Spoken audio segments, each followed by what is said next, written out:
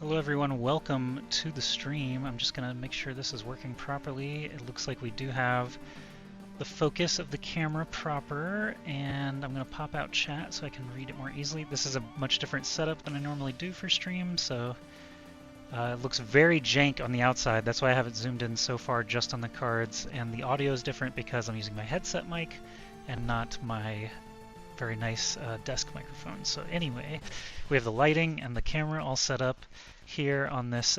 This is actually the back of a puzzle box, but it's nice and white so we can clearly see the outlines of the cards and read everything. And it took me probably an hour to set all this up. Surrounding me, I have already obviously taken the deck itself and the collector pack out of the box that it came in. I do have those right here. One second.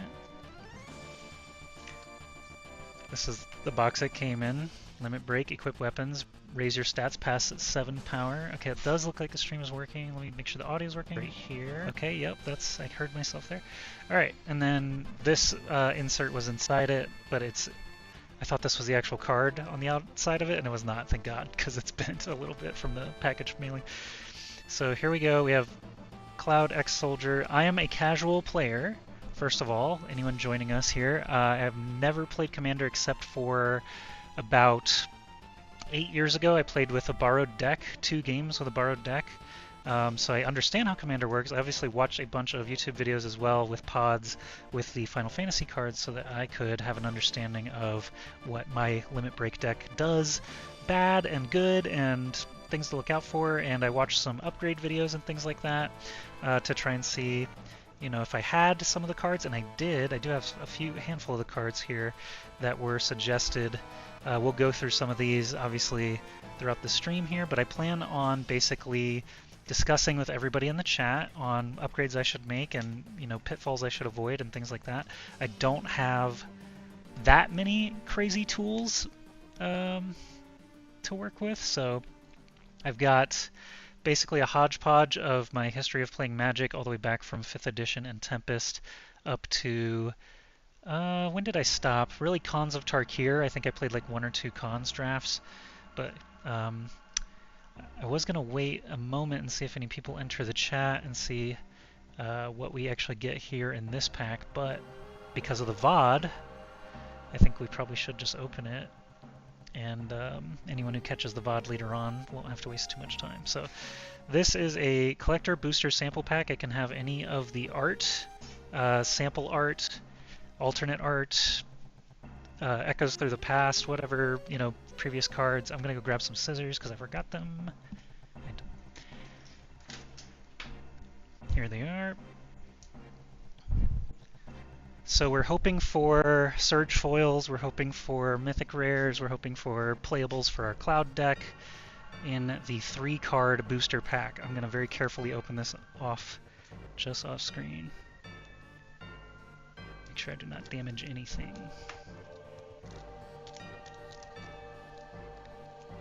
Okay, I should have cut all the way across.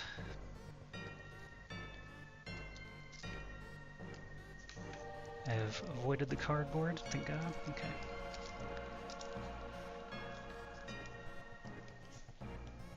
There's one. I didn't even get them all. They're a little curvy already. Look at that. Look at that pringling. You can already see the shadow it's casting on the flat box. Oh, it's not 3 cards? It's actually 2? They should have never given us this much power. That's just an advertisement. The pack says 3 cards. What a ripoff. Okay, anyway, I didn't even know the pack was included in the Commander deck, so I'm not really that heartbroken. Alright, these could be anything. Flip 1. Papalimo Tatalimo from Final Fantasy XIV. Whenever you cast a non-creature spell, Papalimo deals 1 damage to each opponent, you gain 1 life. Sacrifice Papalimo. Each opponent who lost life this turn sacrifices a creature with the greatest power among creatures they control. Interesting. He's a dwarf wizard. And then flip. Blue Mage's Cane. Okay. And you see how it is pringled already. Just straight out of the little pack. It's already curved. Look at that curve. Oof.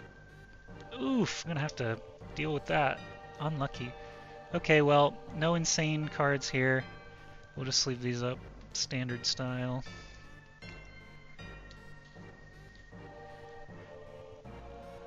I'm not the luckiest boy in the land. That's okay. I feel lucky because we have all these cool cards to play with.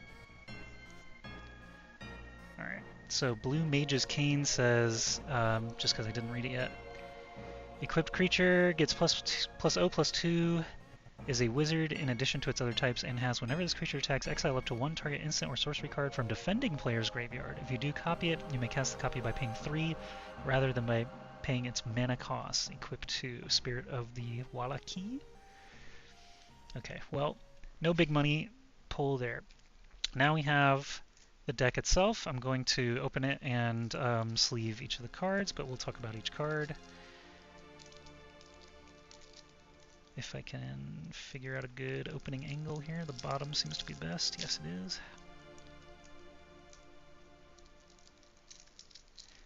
One interesting thing that happened to me is I forgot to get 100 sleeves of the same type. I have lots and lots of 60 sleeves, you know, from my standard days and drafting and all that, but I don't really have 100 of any specific sleeve, so I had to hunt those down, and I have 99 of these purple dragon shields.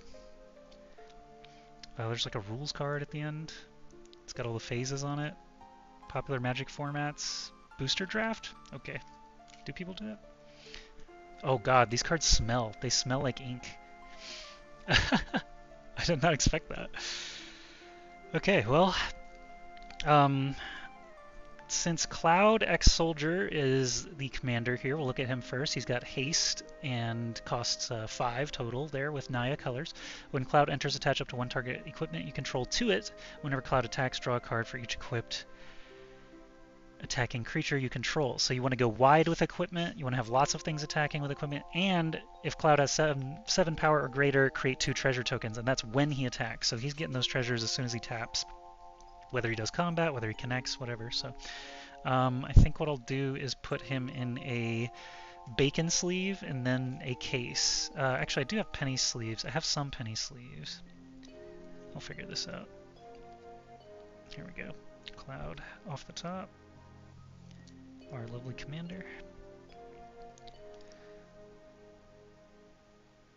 Okay, Tifa is the alternate sort of commander that comes and will probably just be an auto-include in the Cloud version of the deck. She's got melee. Whenever this creature attacks, it gets +1/+1 until end of turn for each opponent you attacked this combat. So in Commander, obviously, you've got 3 opponents all the time until you go down to 2 or 1. So if you send creatures at all 3 opponents, she buffs up to a 7/7 immediately. Whenever 1 or more creatures you control with power 7 or greater deal combat damage to a player, untap all creatures you control. If it's the first combat phase of your turn, there's an additional combat phase after this phase. So with Double Strike, what does that mean exactly? Let's see. Deal combat damage to a player.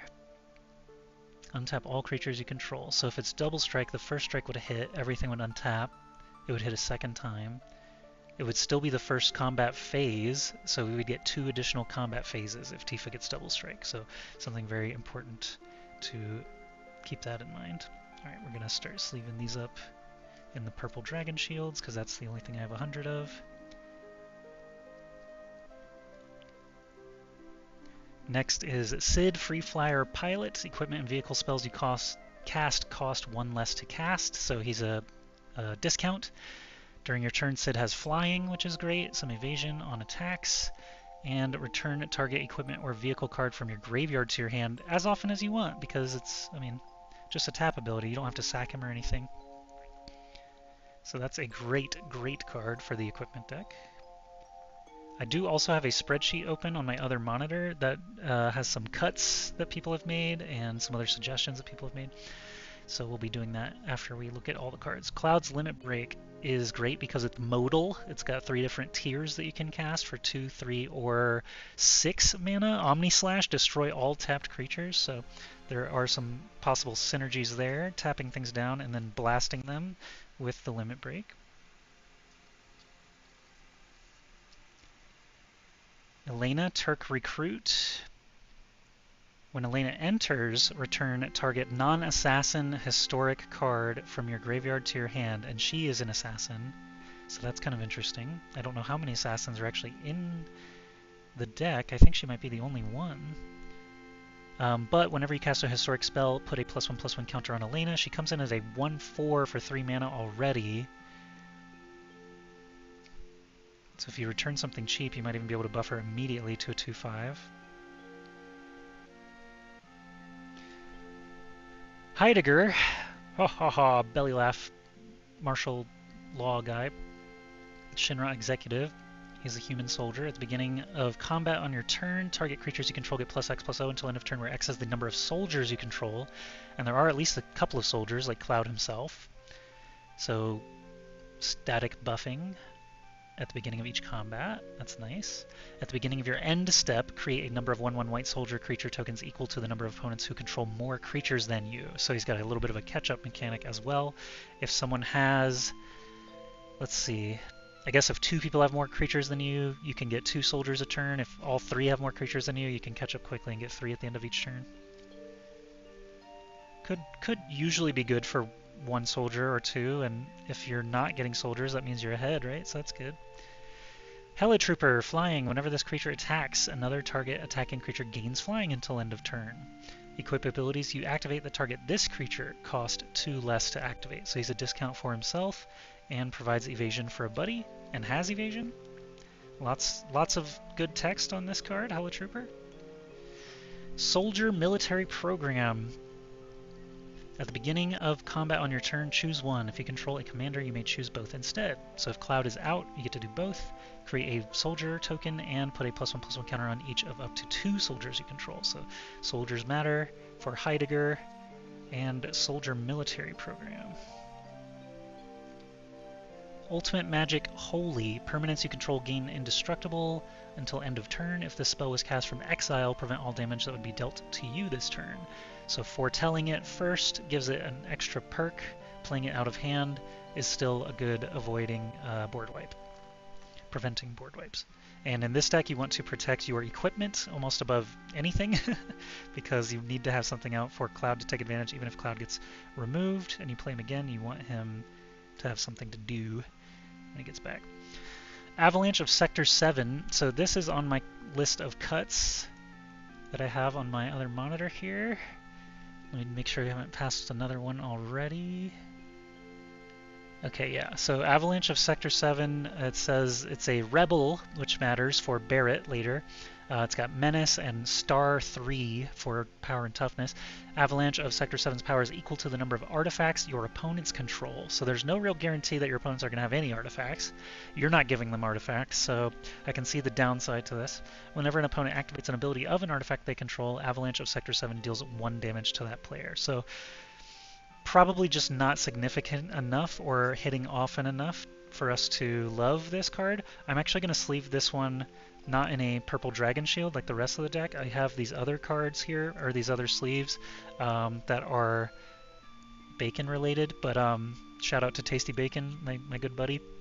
I'm going to keep the pre-con cards in the bacon sleeves so that if I ever do want to play just the pre-con against other just pre-cons, I have that ability, and I'll keep them, separate. So separate but not included pile right there. So we've got the bacon sleeves and the purple sleeves. Bacon for pre-con only and purple for main deck. So Kate Sith is another one that I've seen potentially cut from this deck, so we'll read it real quick and see if we want to do that.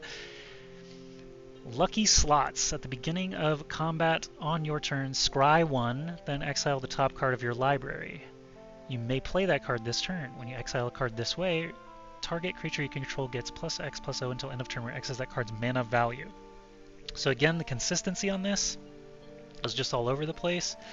You never really know what you're going to find there, so not really something I'm like super enthused about. We will go ahead and keep it main deck until we have a reason to replace it. It is an artifact, which could matter for various other cards, affinities and whatnot. Summon Kujata is another one on my cut list here that I have. This creature deals 3 damage to each of up to 2 target creatures when it first gets played for 6 mana. So it's a 7/5 trample haste that also bolts a creature for 6 mana. And if you told me that's all it did, I would say that's a pretty cool card, but it is a saga, so that means it's going to go away.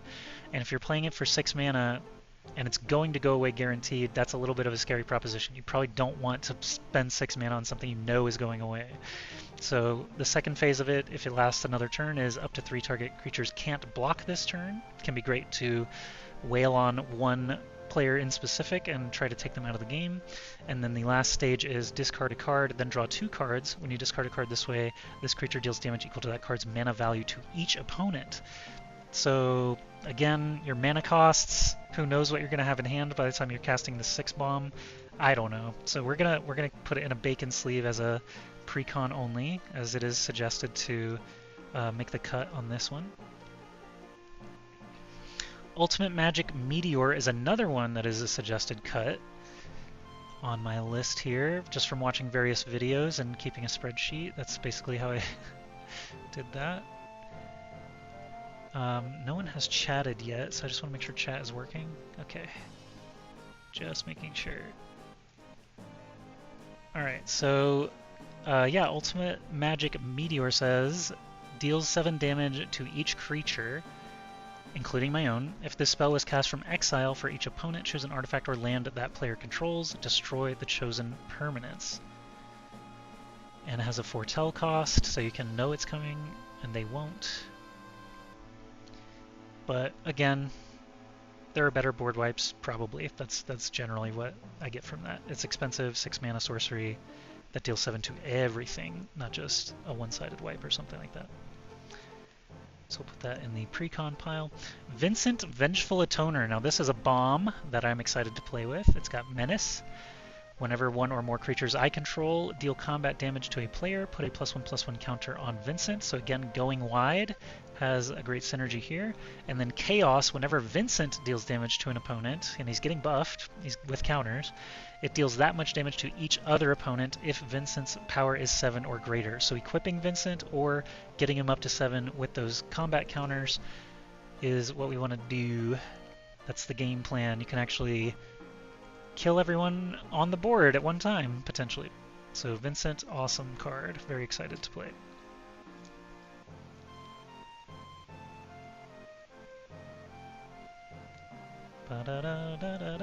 Yuffie Materia Hunter, Ninjutsu 2. When Yuffie enters, gain control of target non-creature artifact for as long as you control Yuffie, then you may attach an equipment you control to Yuffie. So, if someone else has a Colossus Hammer out, you can swap Yuffie in for whatever token you're attacking with, if it's unblocked, and switch to Colossus Hammer, Belt of Strength, like whatever, Sword. You can yoink from an opponent. It just says gain control of target non-creature artifact. So that's like any non-creature artifact on the board. You can even steal, you know, something that taps for mana. Like, there's just endless amounts of potential here. So this is obviously an incredibly good, versatile creature, especially with ninjutsu, where you can surprise attack someone after you know that it's going to land. Bugenhagen Wise Elder, card draw. It has 1/3 reach at the beginning of your upkeep. If you control a creature with power 7 or greater, draw a card, add 1 mana of any color. So double duty there as card draw and mana. We love Bugenhagen, the Wise Elder. Lifestream's Blessing. For 6 mana, draw X cards where X is the greatest power among creatures you controlled as you cast this spell, which is kind of interesting, because that means if someone like removes a 7/7, I already cast the spell, so it checks at that point. It's kind of interesting. If this spell was cast from exile, you gain twice X life, and so you can foretell it, and then pay 2 to exile it face down from your hand, and then cast it later for 5 instead of 6. So that's kind of interesting. Lifestream's Blessing. You don't often see card text you controlled as you cast this spell. That's a kind of unique text there. Professor Hojo is another good one for us to discount equipment. The first activated ability you activate during your turn that targets a creature you control costs 2 less to activate, so that's all these equipment costs. Whenever one or more creatures you control become the target of an activated ability, draw a card. So if you equip someone, it's 2 cheaper and you draw. This ability triggers only once each turn. But that's all it has to, because that's good. Hojo's doing double duty, discount and card draw. Summoning Materia is our first equipment to look at. You may look at the top card of your library anytime. As long as this equipment is attached to a creature, you may cast creature spells from the top of your library. So I can constantly peek and cast creatures if they happen to be on top. Equipped creature gets +2/+2 and has vigilance and tap for green mana. And it's only 2 mana. This is like a really powerful effect, I think, for just a 2 equip cost and a 3 casting cost. That's pretty sick. Hojo would make this free. Aerith Last Ancient, very solid card all around. Lifelink, and at the beginning of your end step, if you gained life this turn, meaning if you used Aerith to attack or gained life in any other way, you can return target creature from your graveyard to your hand. If you gain 7 or more life from equipping Aerith, or giving Cloud lifelink, for example, you can return a card straight from the graveyard to the battlefield at the beginning of each end step. That's actually kind of nutty sounding. I really like that. Recursion. And lifelink, of course. Life can, of course, matter quite a lot. Barret Avalanche Leader is a human rebel with reach. He's got Avalanche. Whenever an equipment you control enters, create a 2/2 red rebel creature token. So he makes dudes whenever you play an equipment, just you have a rebel you could attach it to. At the beginning of combat on your turn, attach up to 1 target equipment you control to target rebel you control. Yeah, so playing an equipment basically means you're going to land it on a 2/2 rebel or something better. Barret himself is a rebel, so at the beginning of combat we could just put whatever we want onto Barret. Pretty nasty, pretty nasty. I like it. Red 13, Proud Warrior, a Beast Warrior. I'm trying to keep an eye out for soldier tags here. Vigilance, Trample for 3. Other modified creatures you control have Vigilance and Trample, so that's any equipment, auras, or counters. Equipment, enchantments that are auras and counters all count, and they all have Vigilance and Trample, whoever has those. Cosmo Memory. When Red 13 enters, return target aura equipment card from your graveyard to your hand. So if something did hit the yard, you can bring it back. It's like Red 13's digging up bones, right? I like the flavor there. He is a dog after all. Well, he's a Moomba, but we don't talk about Moombas. Sephiroth, Fallen Hero, human avatar soldier. So we have another soldier for Heidegger and Soldier Program to benefit.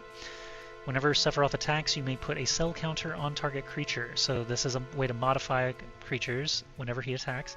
Until end of turn, each modified creature you control has base power and toughness 7/5. So when he attacks, they become 7/5. When he attacks, you can put it on something and make it a 7/5 right away. So if Red 13 is like a 4/4 with an equipment on him, and Sephiroth attacks, Red will just become base power 7/5 and thus be an 8/6. So it's kind of interesting. Sacrifice a modified creature for 3 mana. Return this card from your graveyard to the battlefield tapped. So we can just play like a job select or something, kill the 1/1 that it comes in on, and bam, Sephiroth is back. Pretty crazy. We want him attacking a lot. And he's 5 mana. Okay. Conformer Shuriken. This is a great equipment. I'm excited to play this one. Equipped creature has, whenever this creature attacks, tap target creature defending player controls. If that creature has greater power than this creature, put a number of +1/+1 counters on this creature equal to the difference. So you could just put this on a 1/1 and equip it for free on a lot of the effects that are in the deck, and swing into somebody who has a 10/10, and suddenly you have a 10/10. That's pretty sick. And so it's a little bit of evasion by removing a blocker and tapping it, and then it's also just insane pump. And the cost of this thing is so cheap already at 2 cast and 2 equip. Conformer Shuriken, dope.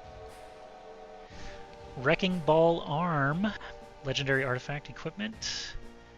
Equipped creature has base power and toughness 7/7 and can't be blocked by creatures with power 2 or less.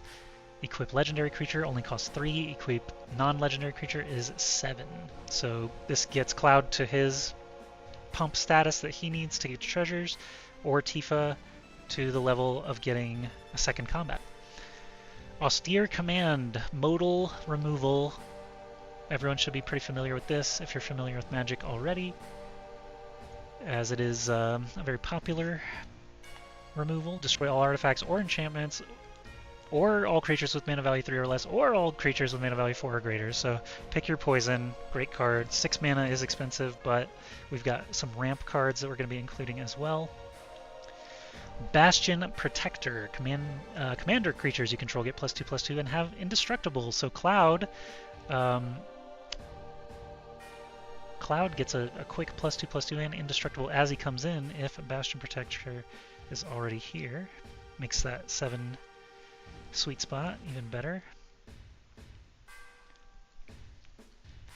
Or even easier to achieve, I should say. Bronze Guardian has double strike, and we love double strike, especially if we're making him bigger and bigger. Ward 2, another great little protection, evasion aspect to him. Other artifacts you control have Ward 2. That means all your equipment and any artifact creatures. This creature's power is equal to the number of artifacts you control. So again, going wide really benefits the Bronze Guardian. I believe there's another Bronze Sentry or something like that. That's all your artifacts have indestructible. I don't have that card, but this one is a nice alternative. Clever Concealment has Convoke as well as any number of target non-land permanents you control phase out, so you can dodge a board wipe. You can tap some things to help cast the spell down to even 2 mana. So if you know all your stuff is going to go, you're just going to play Clever Concealment. Hang on to this until your artifacts are about to get blown out. You don't want to lose your artifacts. Some creatures have recursion, some artifacts have recursion, but you want to protect your gear. Pure Steel Paladin. Now this is a staple. Obviously we're going to be excited to draw this anytime we're able. Whenever an equipment you control enters, you may draw a card. Equipment you control have 0 equip cost as long as you control 3 or more artifacts. Human Knight, not a soldier, just a knight. Unfinished Business. 5 mana, sorcery, return target creature card from your graveyard to the battlefield, then return up to 2 target aura and or equipment cards from your graveyard to the battlefield attached onto that creature. That's insane. Imagine you've got Sephiroth in the yard with just, you know, trample, lifelink, hexproof, indestructible, whatever it is, and you just yank it all back for 5 mana and slam someone. Cloud himself has haste, so I am not an experienced commander player. If you are, you can help me with this question. I think when your commander dies the first time, you can choose whether to put it into the graveyard or the command zone, correct? And if you've got this as a follow-up, you may just want to put him in the yard so that you can bring him back instead of command zone for cheaper. Because Cloud is 5 already, so to cast him the second time would be 7. Unless you use this, then it brings him back for 5. And yanks all the equipment with him, and when he enters, he yanks a 3rd equipment. So that just seems insane to me. Vanquish the Horde. This spell costs 1 less to cast for each creature on the battlefield. Destroy all creatures. Self-explanatory. Good board wipe. Chaos Warp. The owner of target permanent shuffles it into their library, then reveals the top card of their library. If it's a permanent card, they put it onto the battlefield. Is this a cut card? No? Someone? Okay. They want me to keep Chaos Warp. That seems scary. I think it's only in the next state update. I'm not sure what that means. But hello, Dylan D, and welcome to the chat.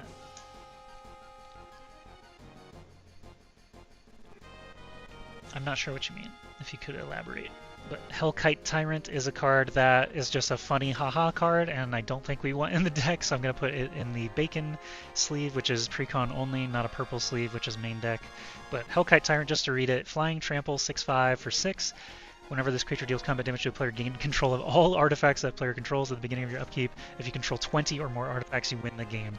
Now, if you happen to be playing in a pod against lots of artifact users, this could be really funny and just win you the game, but I just don't expect that to happen much. Okay, you're saying, I think it's only in the next state update for shifting back to the commander's zone. I just don't know what next state update means. So like, let's say Cloud is out and he just gets Doombladed. Am I allowed to then choose Graveyard or Command Zone? Because I watched a pod play, and I'm pretty sure a guy was just putting his commander into the Graveyard. But he may have had a direct effect that did that instead of, you know, having the choice. I was just a little confused. but here we go. Hellkite Tyrant is going into the pre-con only pile. Professional Facebreaker is one people seemed pretty excited about. Menace, whenever one or more creatures you control deal combat damage to a player, create a treasure token, sacrifice a treasure, exile the top card of your library, you may play that card this turn. And I can see why, because it's gas. And he has evasion built in, and if you're equipping him with stuff, he's probably going to be nasty. He is a warrior, not a soldier, unfortunately.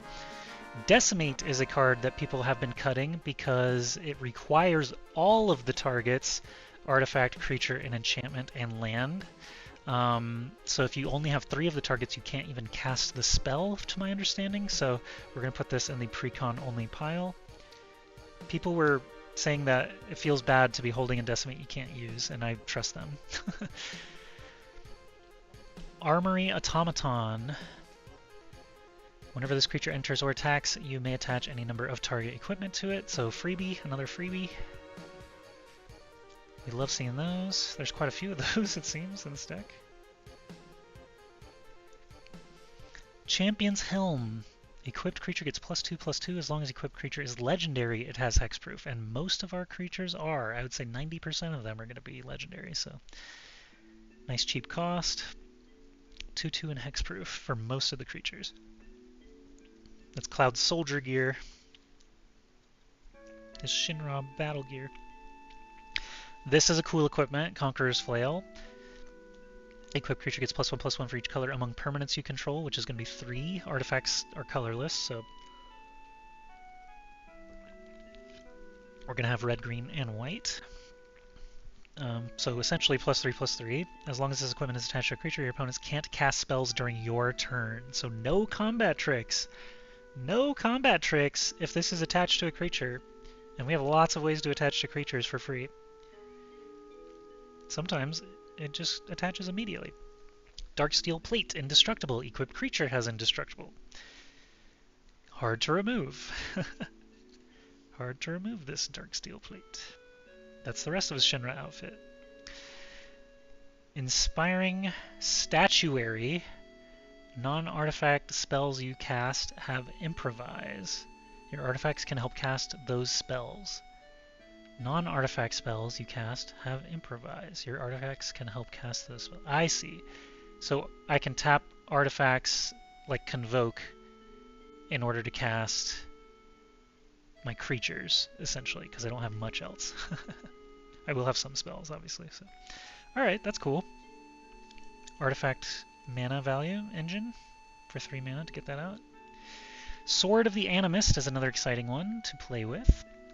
Equipped creature gets +1/+1. Whenever equipped creature attacks, you may search your library for a basic land card, put it onto the battlefield tapped, then shuffle. Ramp, ramp, ramp. Pretty self-explanatory. Alright, now we're on to the lands. Battlefield Forge. I'm going to check my cut list again and see which lands they wanted me to get rid of. They want me to get rid of Furious Rise. No, wait, that's not a land. Ash Barrens, Radiant Grove, Sacred Peaks, and Wooded Ridgeline. Battlefield Forge is an untapped land that pings you. I think it's called a pain land or ping land. I'm not really sure. If anyone knows, help me get my lingo up. Let's move these slightly over on the camera here. There we go. Not that much space here on the box. Bonder's Enclave. Add colorless. Draw a card. Activate only if you control a creature with power 4 or greater, which we very often will. Brushland. Another little ping land. Canopy Vista. This land enters tapped unless you control 2 or more basic lands. So wait for turn 3, essentially. Or turn 2 if you've got some ramp. Cinderglade is a 2 or more basic land card.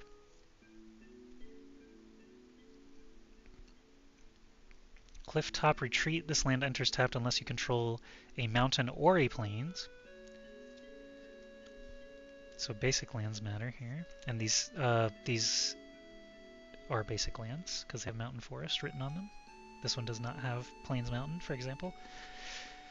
So it is not a basic land. Exotic Orchard. Add 1 mana of any color that a land opponent controls would produce. That's pretty sick. That's great to get early.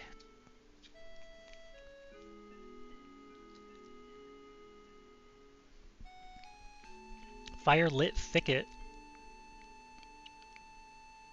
Have I considered playing this cloud in Brawl on Arena? How could I do that, Prof Pills? Is that I would have to craft the cards? Or how does that work? Let me know. I would definitely try, yeah. I'm planning on trying Spell Table with other precons, if I can, if some people are able. People take me under their wing and teach me how to play this game properly. Fortified Village. As this land enters, you may reveal a forest or plains card from your hand. If you don't, it enters tapped. That's kind of interesting.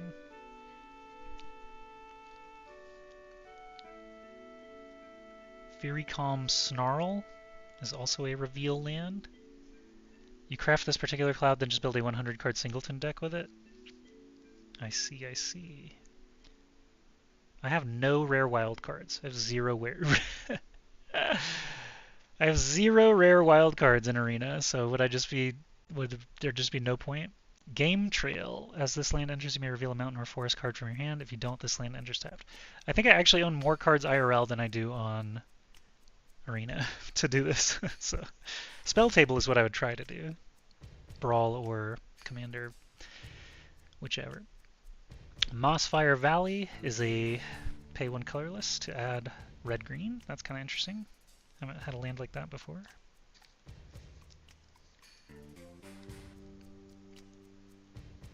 Rootbound Crag I'm familiar with. Enters tapped unless you control a mountain or a forest. This pile's starting to cast a shadow on the other pile. I'll move it over some. You wouldn't be able to make this exact deck, but you can make something that help you decide what to use IRL. I just don't have anywhere close to the cards, I think. Like none. Like 0. It would take a long time to fill that out, I think. I am interested, but yeah, I think it would just take a long, long time. And I've still got some standard decks I want to build. Rugged Prairie. Ooh, add red, red, red, white, or white, white. That's a cool card. Damn, some of these lands are really good. I've been using crappy little Guildgate equivalents on Arena. Scavenger Grounds. Add colorless, sacrifice a desert, exile all graveyards. Interesting.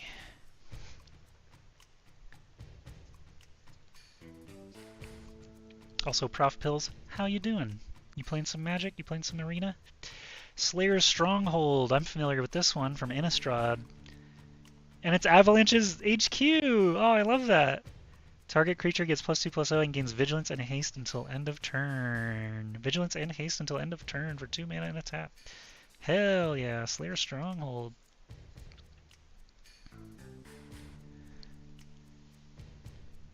Spire of Industry. Add colorless, pay 1 life, add 1 mana of any color. Activate only if you control an artifact, which I will often have. Sungrass Prairie. Turn 1 into 2. Sunpetal Grove. This land enters tapped unless you control a forest or a plains.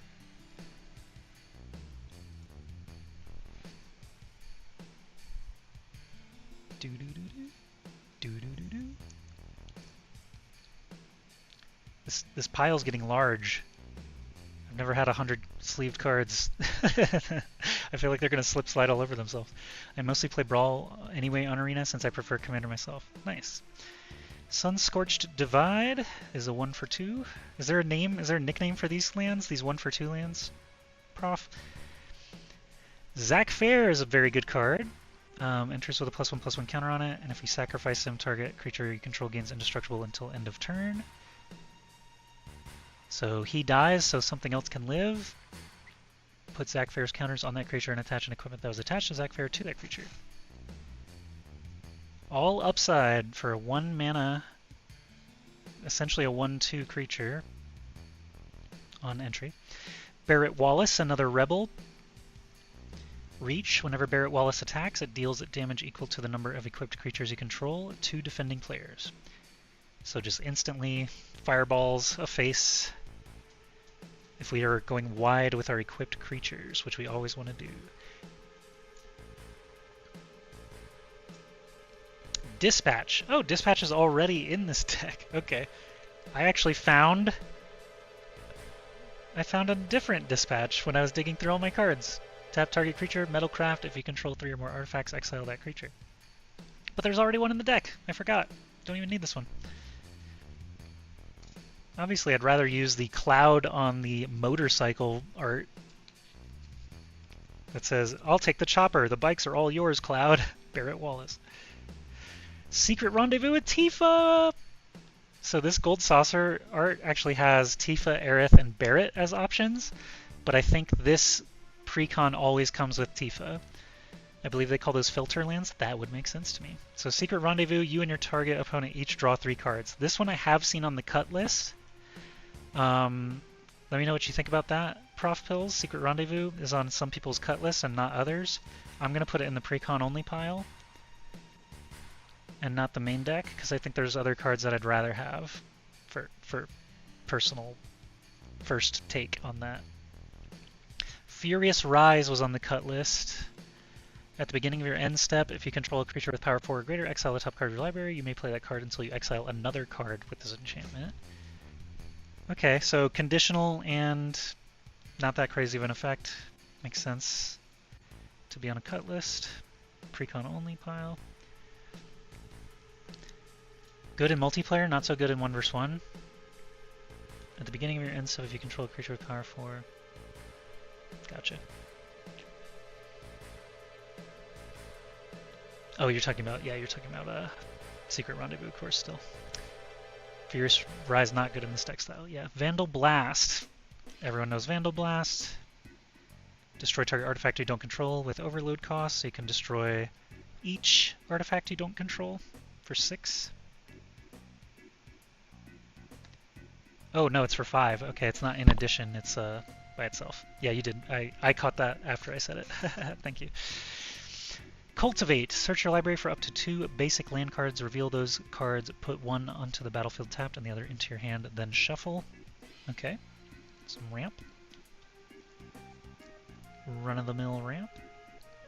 Let me see if I can aim this light better. There. Oh, I think that's better. Now we're hitting the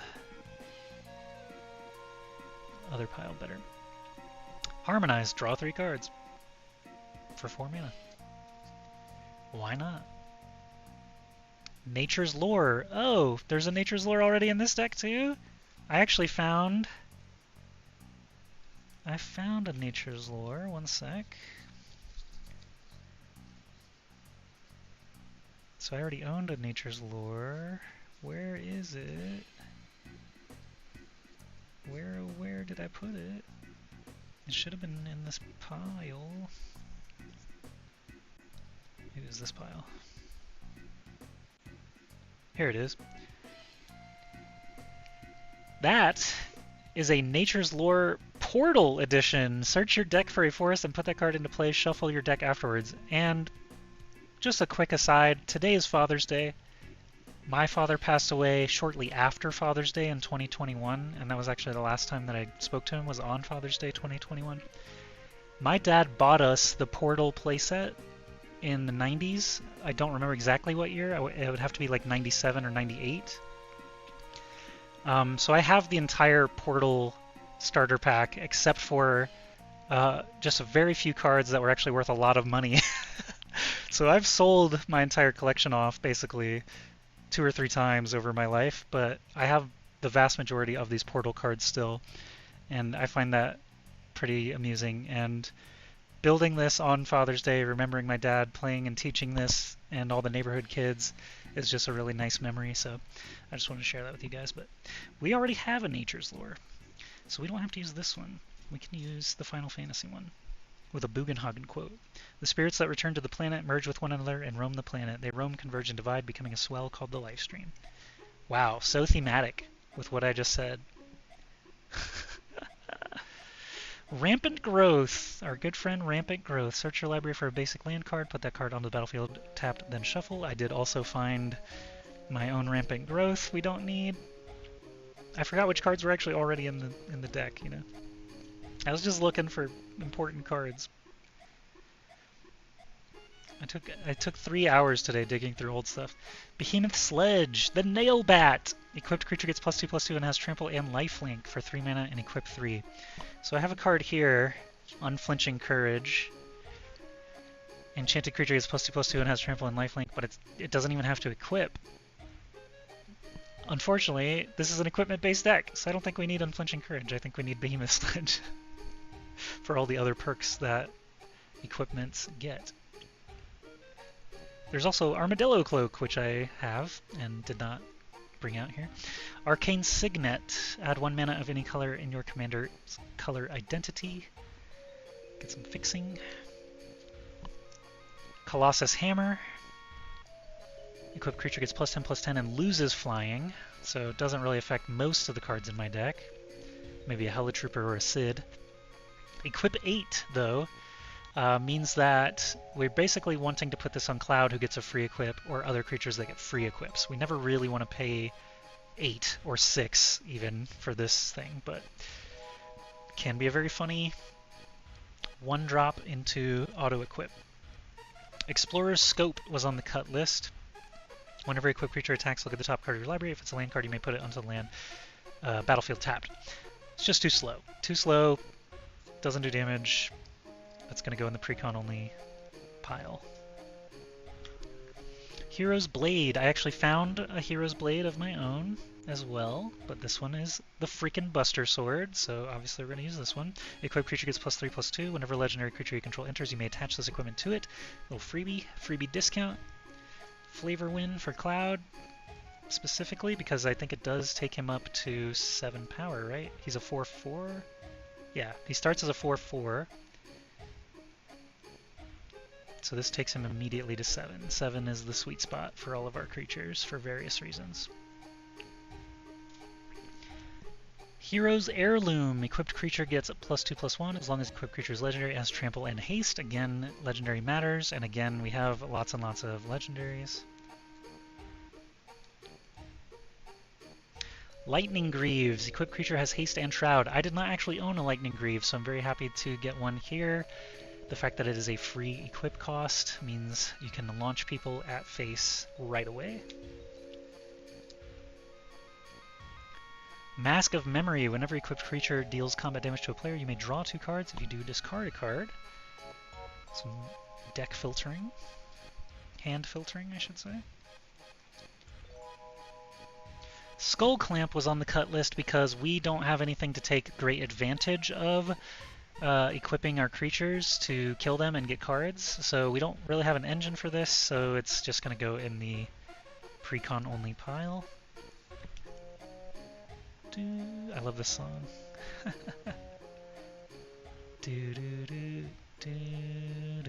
Soul Ring. I have 1 or 2 other Soul Rings. I like that this is a yellow materia, which is like morph and steel, and it's like a command ability. Basically, it gives you an extra command. Add 2 colorless mana. And of course, artifacts are not affected by summoning sickness, so you can cast it and tap it.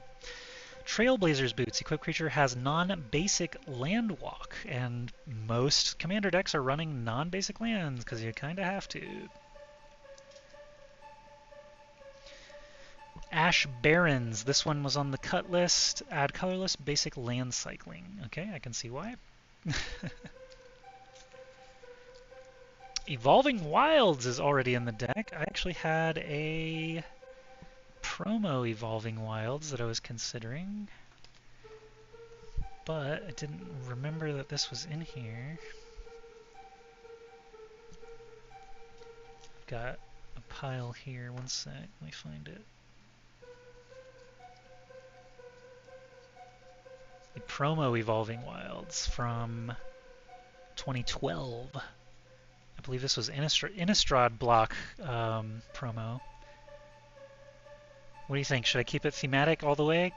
I'm going to be adding cards that are not Final Fantasy, so I could, you know, Evolving Wilds is one I could just say, hey, I'll use the cool promo. I think I'm going to use the cool promo. I think I'm going to put Evolving Wilds in the Precon only pile and sleeve the cool promo. Because I'm special for earning it 13 years ago, right?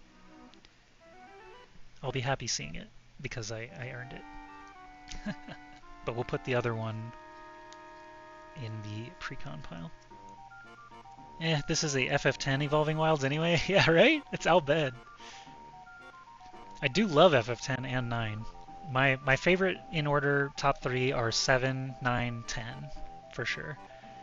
8 is not even on the list. I only played it once through and I'll never play it again. FYI. That's the same with 12, 13, 15, and 16 I have never played a second time. No, that's not true. 12 I did start a new file on Steam. Or somewhere. I definitely played 12 a second time. Zodiac Age or something like that. Jungle Shrine. This land enters tapped for Naya colors. Oh, that's the wrong sleeve. My bad. Fix that.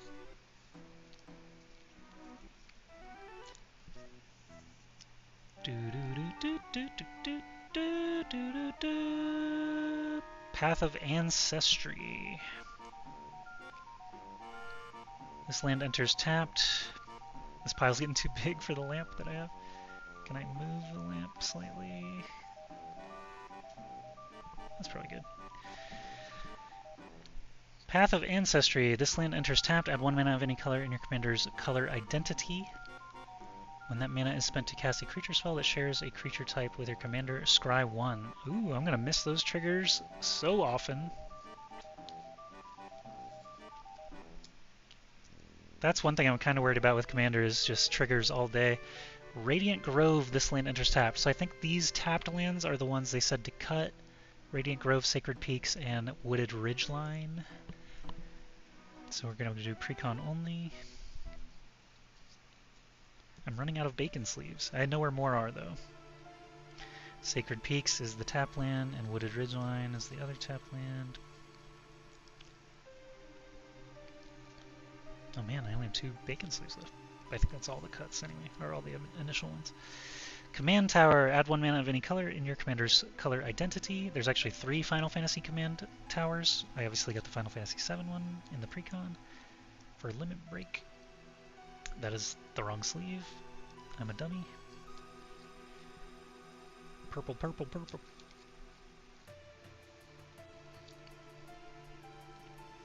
Mountain. Okay, so these are basic lands. We're on to the basic lands now.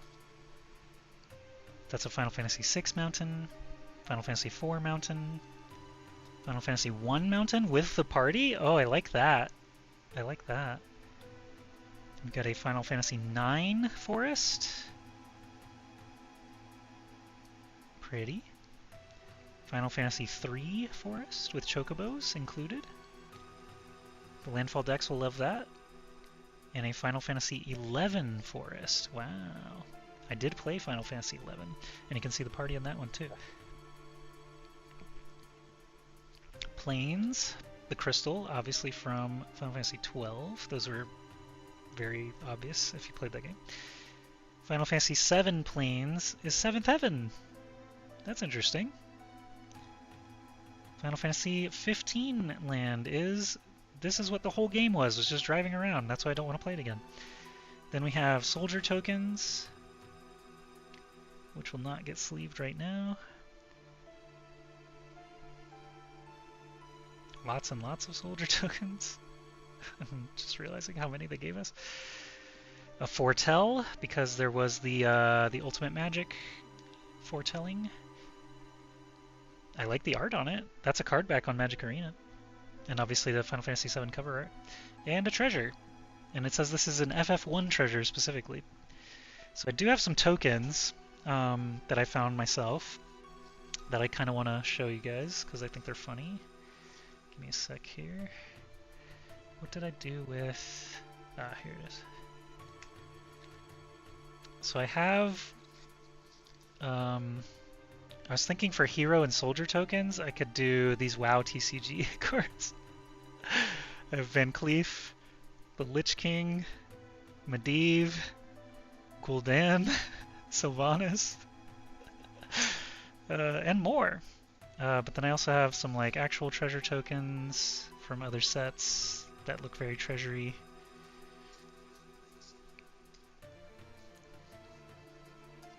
A good variety of treasure. But I think it would be funny to use the WoW cards as tokens, not these mini soldiers that all look the same. Let's see. I'll keep those at least in the right place here. I'm not sure what tokens they would be for, but that would be cool, yeah. So hero tokens, because the WoW cards literally say hero. Like Hakar is a monster hero, and Archimonde, the Defiler, is a monster hero. But I'm making soldier tokens with Soldier Program, and that's all that this deck does, so they could be soldiers until they're heroes.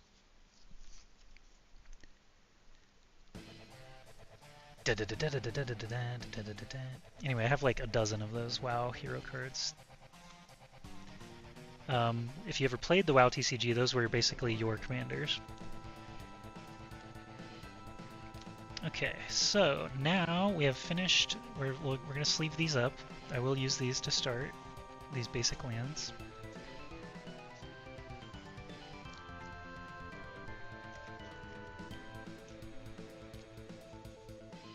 I like the 7th Heaven the most, I think.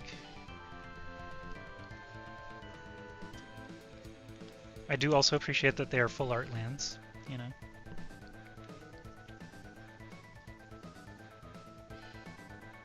Doodly doodly doodly doo. Boom, boom, boom, boom.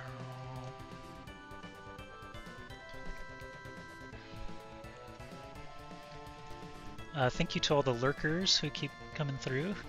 Happy to see we've had 191 views already on this stream, even though the quality is very jank and jerry-rigged.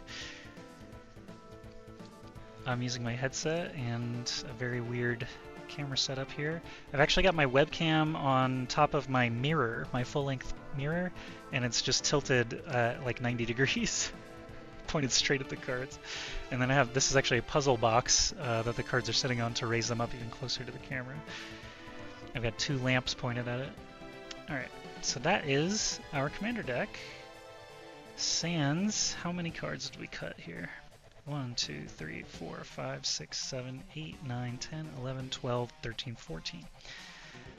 So we cut 14 cards. 1, 2, 3, 4. Well, no, we're not counting Evolving Wilds because we do still have Evolving Wilds. So we cut 13 cards. 1, 2, 3, 4 of them are lands that we must replace. So for lands to be replaced, we need 4 of them. And some of the suggested ones, are you planning on playing with Tifa or Cloud? Definitely Cloud first. I'm really excited by the equipment shenanigans. Welcome, Sora Usagi. But Tifa, I don't see why not use Tifa. I think Tifa would benefit from an entirely different list, though. Am I right?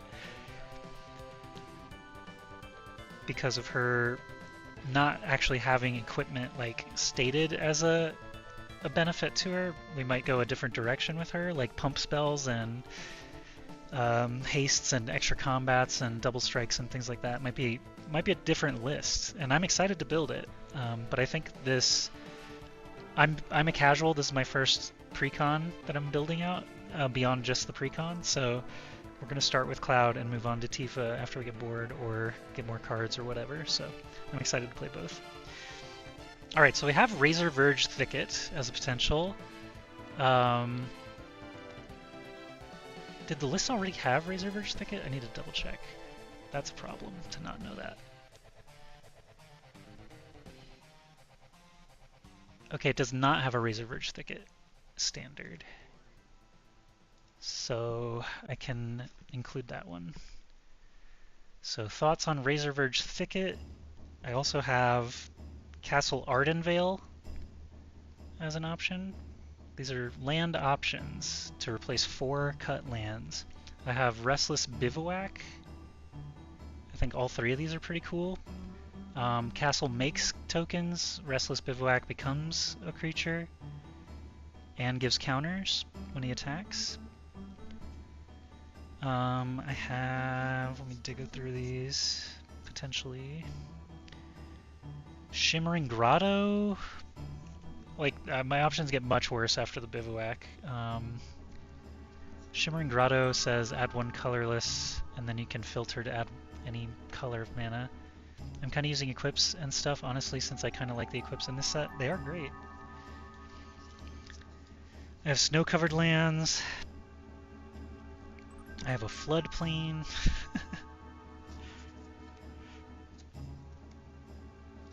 Dwarven Ruins. Probably not. Reliquary Tower? Do we think I'm drawing enough cards to make use of Reliquary Tower? She's definitely better with high-power creatures, but I like playing a bit janky. Also, hope you have fun with Magic. Oh, I'm definitely not new to Magic. It's just Commander I've never done before. I'm just now getting my feet wet on Commander. So I've got a couple of streams even that I've done the last few nights with Standard Climb. I went from Bronze to Plat with Cactuar Reanimator. I'm having a lot of fun with that. And Kuja Wizards. I also built a basic Kuja Wizards. I'm looking for things that don't enter tapped in this pile of lands that I have. I've got all the Urza Saga lands, but those all enter tapped. So there's Vec Townships as a possibility. Add one colorless mana to your mana pool. Add green or white to your mana pool. Vec Townships does not untap during your next untap phase. That seems bad, actually. It does not untap. That seems bad. I have Scabland. But again, comes in play tapped. Fountain of Cho comes in play tapped. That's a white mana charge thing. Remote Farm, Sandstone Needle, Peat Bog. Golgari Guildgate. Tranquil Thicket is a cycle, land cycle possibility. Edgewall Inn is a possibility. Edgewall Inn enters tapped, but you choose a color and always have it. And then you can return target creature. Oh, Adventure is not really relevant. But if it's going to come and play tapped, it's probably worse than either of these options.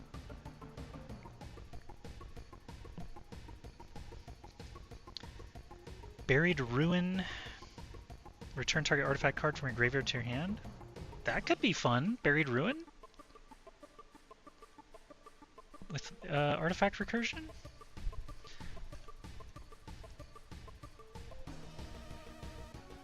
Comes into play untapped. You can sack it to bring something good back. I'm going to consider that as a possibility.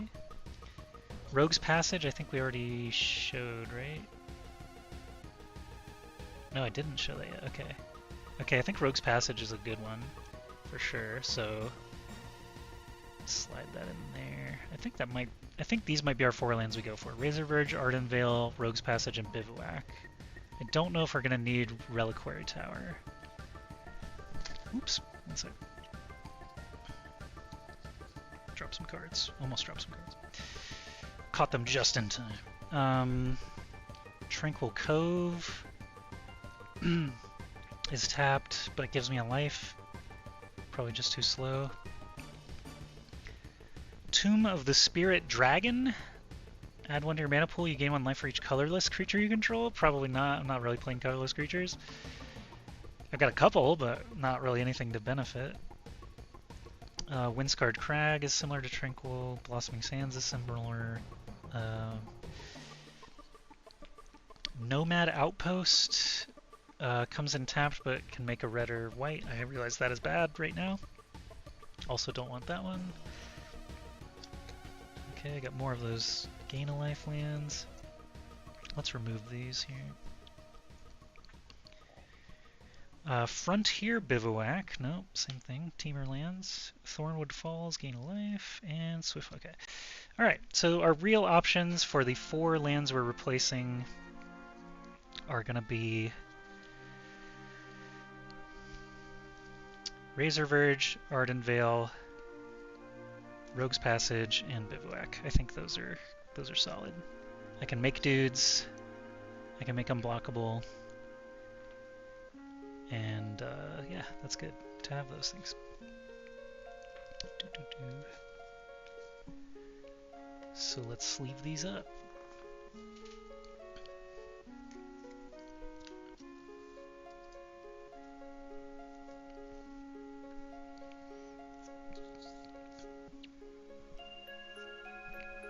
So Bivouac does enter tapped, but also gives us flexibility. And it's full art, and he looks cool.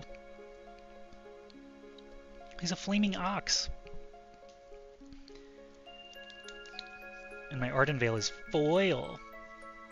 Fancy.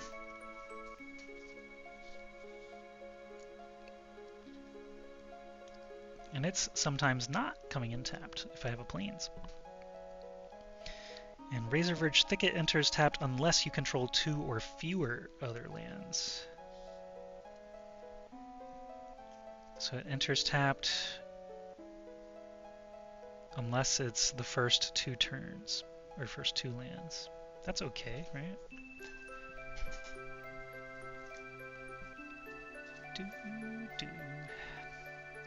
Okay.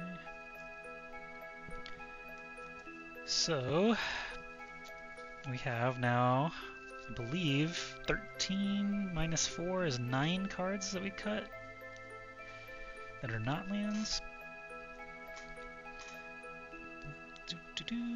Okay, so we cut how many creatures? Hellkite Tyrant, Kujata, and Avalanche Sector 7, so 3 creatures. 2 sorcery, 3 sorcery, an enchantment. Okay. So the sorcery as an enchantment can kind of be a pile by itself. 3 creatures and some other 3 creatures. Okay. Are you going to build around Living Weapons job select from the set or thinking about it? Absolutely. That already has crossed my mind. So we're now going to show some of the cards that I have already put aside to consider here. And one of them is Kemba Ka Regent. Whenever Kemba Ka Enduring is his name. Or another cat enters the battlefield under your control, attach up to 1 target equipment you control to that creature. Kate Sith is a cat, I'm realizing. Let's get this out of here.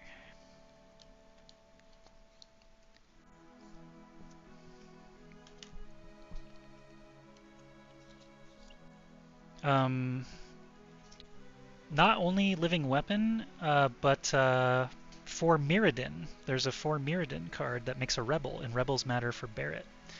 So here's Kemba Ka Enduring joining the pack. Then I have this other one in a case that I ordered specifically for this deck. It's Inventory Management. Akiri and Arden are also really solid ads. I do not own them. I actually have a story. I ordered 9 cards from TCG Player. I had 8 in the shopping cart, and I clicked checkout, and then it was like, okay, 7 cards are shipping, and I was like, wait, what? Why only 7? And I realized it must have like sold out or the price changed or something like that. So I had 1 shipment for 7 cards already like confirmed, and then I was like, well, damn, now I got to go get this other card, and it ended up being Inventory Management. So I paid the $2.50 shipping just for 1 card or whatever, but thankfully it showed up like very fast, and we got cool Inventory Management. I'll go ahead and sleeve that. But I also ordered the other 7 cards got failed to deliver. They were marked failed to deliver, like failed to no mailbox, right? And I'm like, that has never happened to me. Nothing I've ever shipped to my place in years of living here have I gotten a failed to deliver notification. So why did that happen? I guess I got the full refund, so it's okay, but I don't have the cards I want. Now I have to order them again or figure it out. So Arden was definitely, I think both of those cards actually were on the list that I ordered. if I were to log into TCG Player, I could show you the exact ones, but Inventory Management is the only card of the 9 that I wanted that actually showed up. And it says, split second, as long as the spell is on the stack, players can't cast spells or activate abilities that aren't mana abilities. So this just kills the stack, to my understanding. Even if the other players have split second, they can't add to the stack, right? This is just like, gotcha, done, stop right there, I gotta know right now. Before we go any further, do you love me? Is that correct? Like split second is your dunzo? Stop playing cards? And it says for each aura and equipment you control, you may attach it to a creature you control. So you can just be like, alright, everyone shut up, I'm moving all this stuff around. And then I go to combat. That's basically how I understand it. Okay, and then we have Farseek. Search your library for plains, island, swamp, or mountain, and put it onto the battlefield tap, then shuffle your library. Standard ramp. So that's 2 spells and 1 creature we've replaced. Let's move that one. Oh yeah, I was thinking about Crystal Grotto. What do we think about Crystal Grotto as a possible land too? Probably won't need it after what we just found, to be honest. I just saw that it doesn't come in tapped and it can filter. So it's in the maybe pile for me. Avacyn's Pilgrim is a creature that is suggested by lots of people, and obviously I can see why. Because if you've already got a green to cast Avacyn's Pilgrim, you might not have your white yet. And he's just a good mana dork. Now someone also please remind me, if I play Avacyn's Pilgrim because this is a mana ability, can I tap him immediately or not? I really can't remember. If I play him, can I tap him immediately? I cannot remember, because it's a mana ability, and that has confused me for longer than I care to admit. What else do we have here? Some of these cards I didn't realize were in the deck, so they're extra. Like, I have Wild Growth was suggested. Wild Growth adds green to your mana pool each time target land is tapped for mana. I'll just leave it for now. I don't know if we'll need it. Nope, gotta wait 1 turn. Okay, that's what I thought. That's what I thought.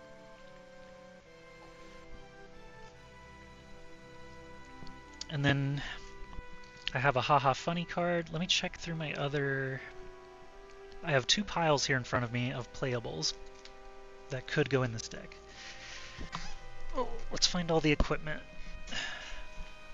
now.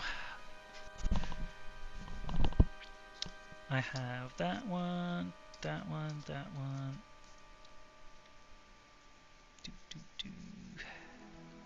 That one, that one, that one, that one. This one, that one, this one, that one. Okay, I think Sunforger is a no-brainer. Okay, so here are some equipment maybes. We have Argentum Armor. Equipped creature gets +6/+6. Whenever equipped creature attacks, destroy target permanent, equip 6.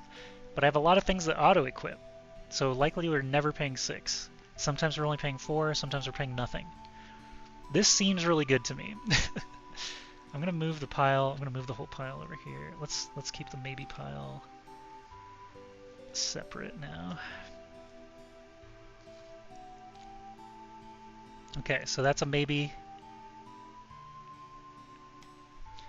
Sunforger, I think that's gonna come in. Let's see what Sunforger can actually get us back. Converted mana cost 4 or less. Instant or sorcery.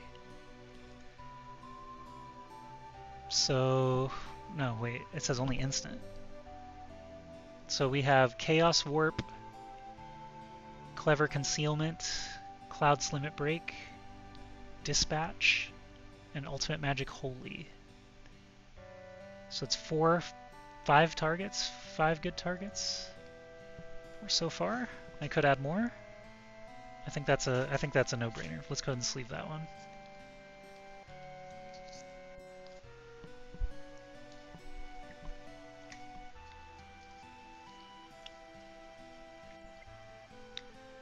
Okay, other maybes include Black Blade Reforged. Keep moving deck. There we go. Black Blade Reforged.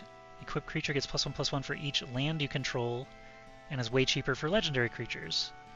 So with all the ramp that I have with Farseeks and stuff like that, this could be +4/+4 very quickly, +5/+5, etc. So we only need +3/+3 for Cloud, specifically, or Tifa.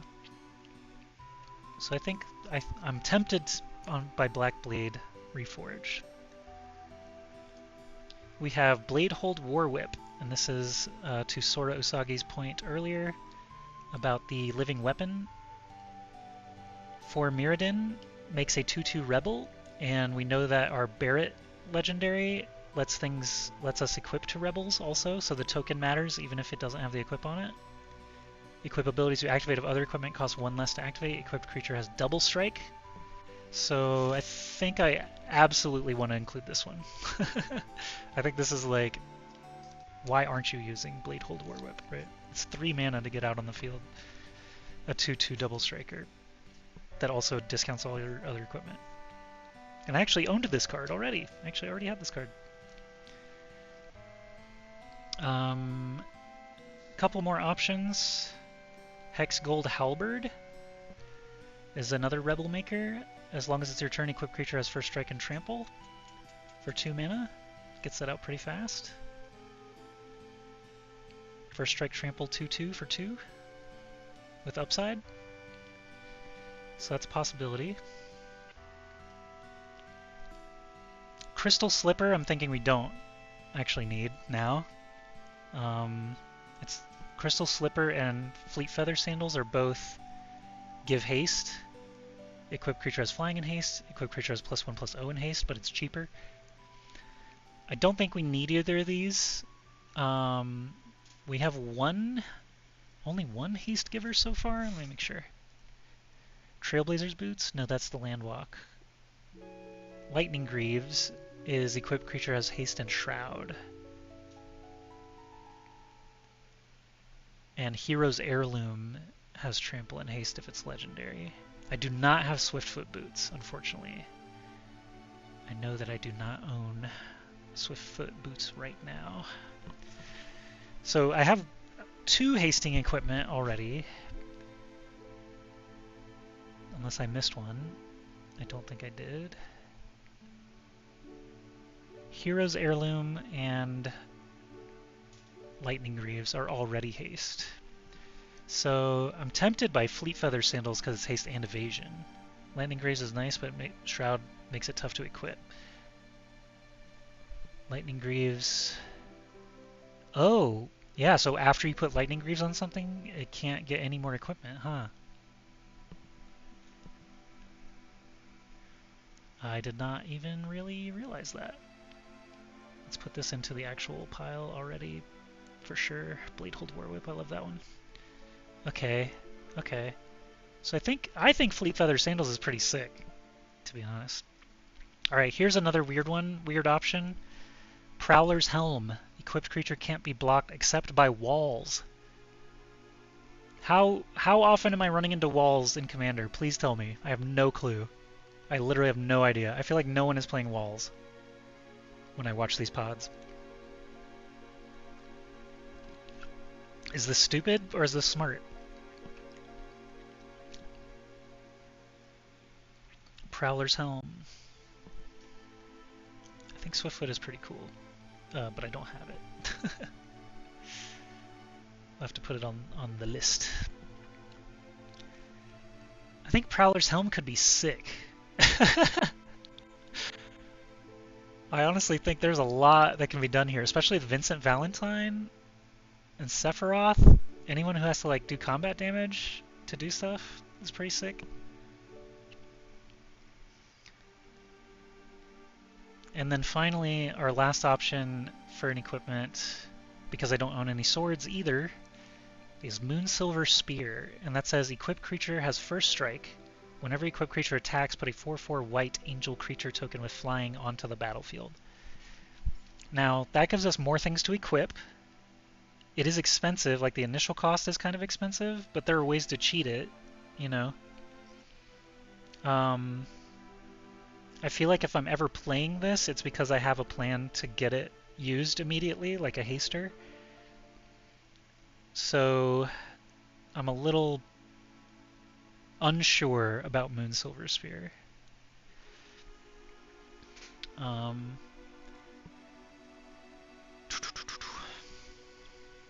How many did we add already? Let's see. 1, 2, 3, 4, 5, 6, 7. We've added 7 cards, so I have room for 6 more. Of these, I think Argentum Armor or Blackblade, for sure.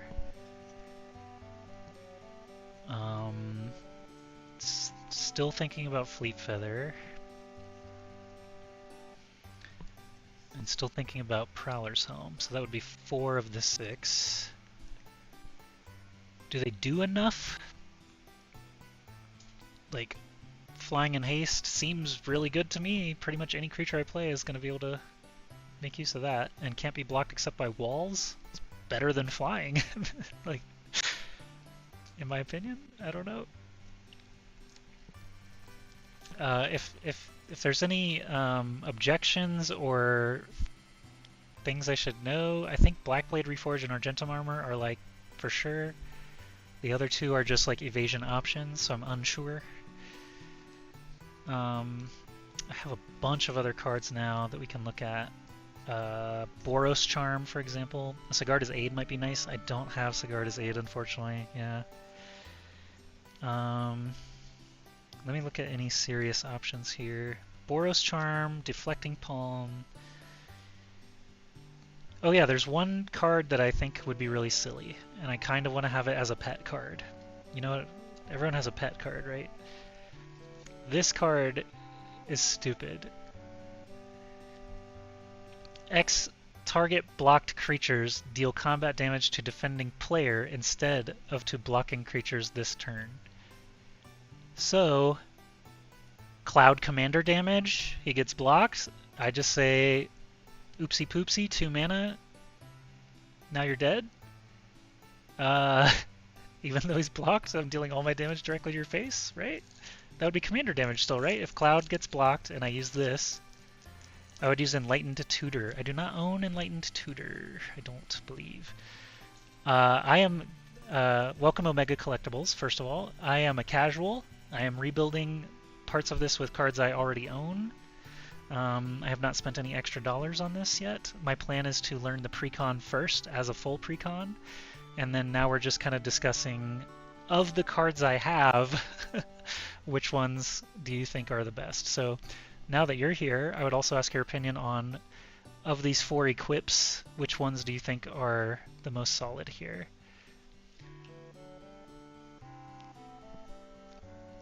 Enlightened Tutor's also like 40 bucks. Yeah, so let's forget anything that costs more than $2 for now, because I just don't own it yet, you know. And the deck itself I only paid 70 bucks for because I got it in February.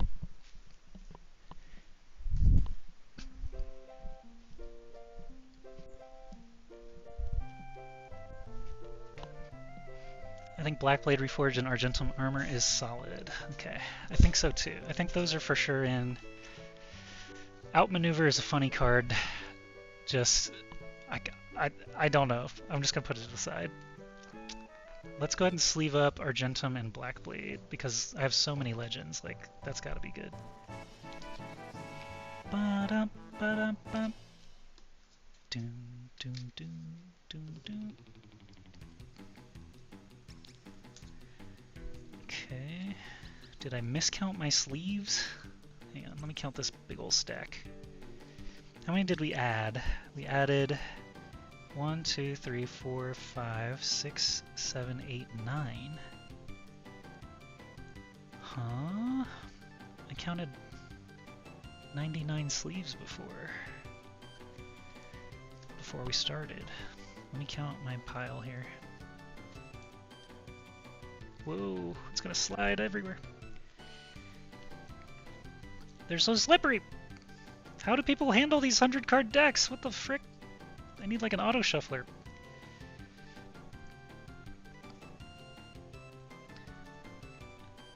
Okay, 1, 2, pardon me while I count out loud. 1, 2, 3, 4, 5, 6, 7, 8, 9, 10.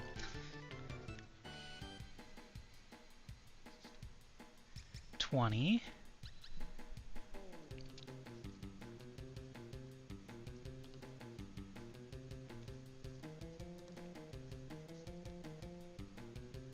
40.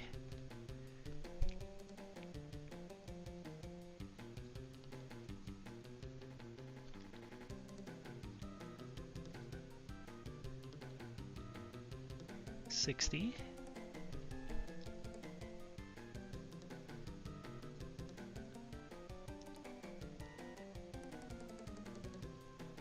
80. Now I'm even more confused. 81.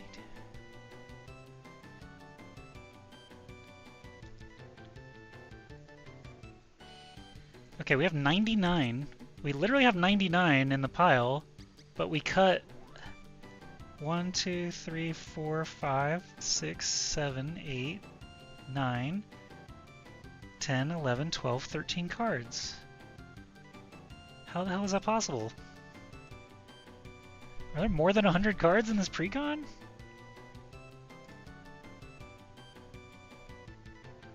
Am I stupid? 25, 36, 42, 48, 67. There's 104 cards. Why are there 104 cards?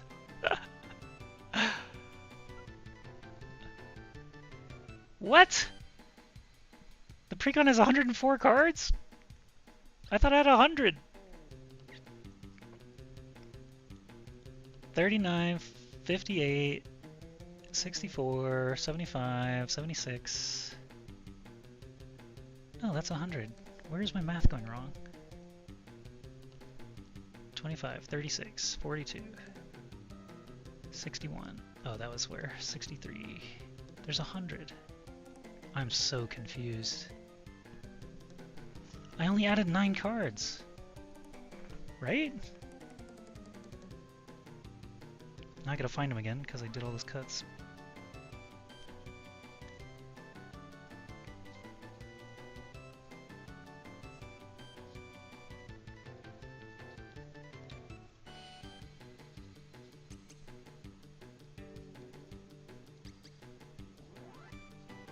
Doody doo doo doo.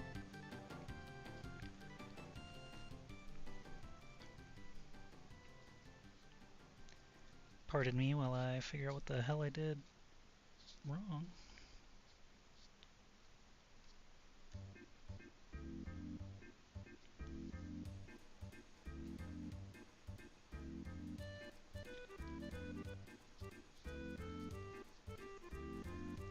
Whoop.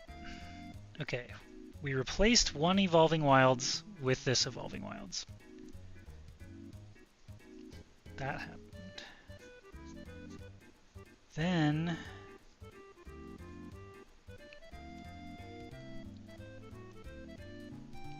we added 1, 2, 3, 4, 5, 6, 7, 8, 9. Oh, yeah, that's right. We did add 9.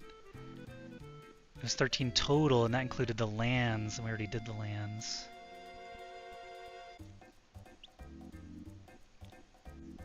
Rogue's Passage is the other land. Okay.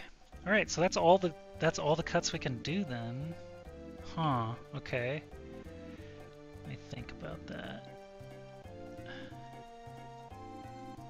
So 1, 2, 3 lands. Sorry about this. Hang on.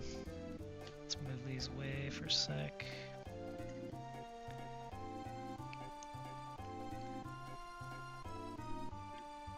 One, 2, 3, 4. I have 4 equips, 2 creatures, and 3 spells. I think Wild Growth is one that I would cut. How do I feel about... I think one list basically said to add Wild Growth, and I was like, okay, I'll try. I know I own it.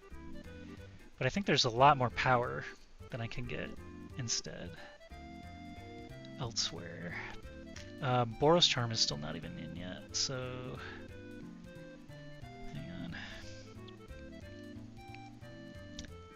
These are the 4 equips I added. Sunforger, Warwhip, Blackblade, Reforged, and Argentum. And then, yeah, Kemba, Inventory Management, Farseek, and Avacyn's Pilgrim are the 4 other cards. So I have 1 more card that I can play with. 1 more! This is where it gets tough, right? This is where it gets impossible. Alright, I'm gonna look into all of my piles here and see if there's anything that jumps out at me. Lots of ramp.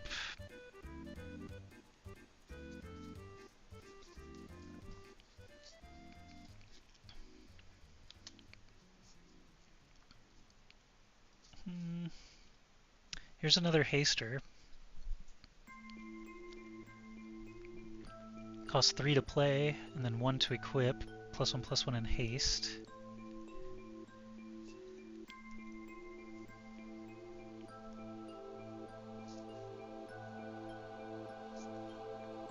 Here's one that I think could be fun and powerful, because it's a creature as well.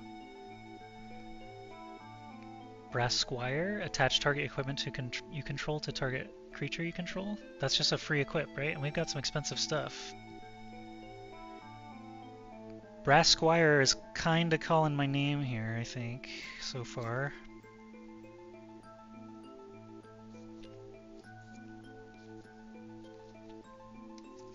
Yeah, that's it for this pile. Let's take a look at this pile.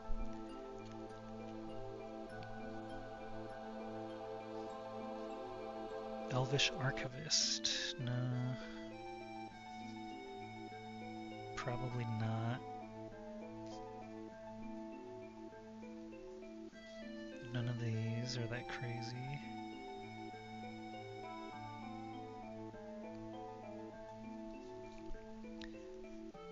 Not a bad add till Arden.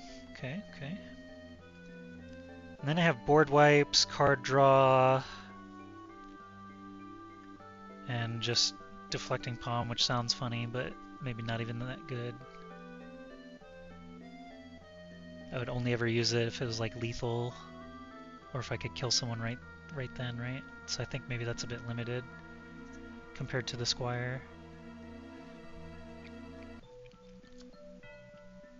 And then I have 1 more pile to look through here. Unflinching Courage, Liev Decree, Fido Burst, Phantom General. No, no, no. Hero's Blade, no.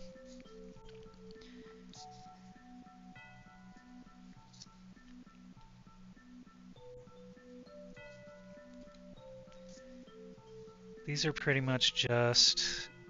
This pile that I'm looking through now is cards like I may use in some commander deck someday, so I don't know if it's gonna matter. I'm just quickly going through.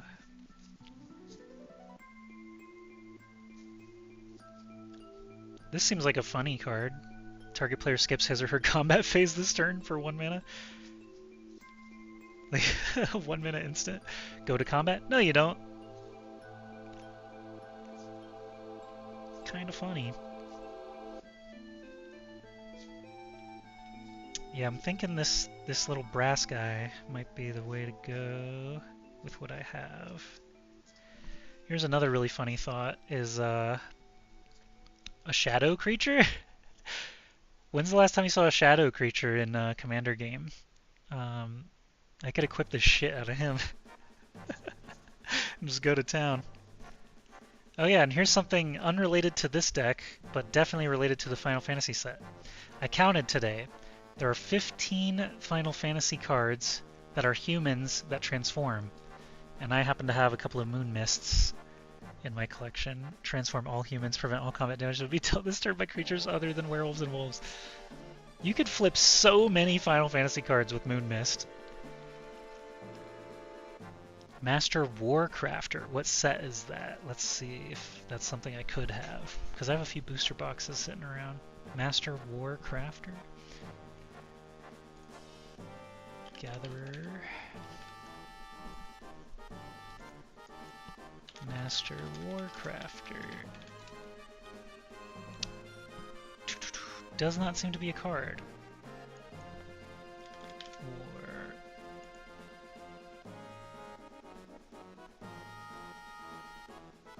Lots of cards of war in the name. Warcrafter. Warcrafter does not seem to come up, unless it's one word, maybe? No? Master War? Master Warcraft. Oh, it's just Master Warcraft, okay. Instant. Cast this spell only before attackers are declared. You choose which creatures attack this turn, you choose which creatures block this turn, and how this creature's block. That's funny. Unfortunately, I do not believe that I have such a thing. I looked through a lot of cards today. Yeah, this is more just a removal. Here's another kind of funny card. Thornscape Apprentice. Not a lot of synergies. White, tap a creature sounds really fun, and red, give something first strike sounds kind of fun, but I think it's just going to be not enough gas in this deck. Yep, Master Warcraft, I see it there, but I do not, I'm pretty sure I do not have that.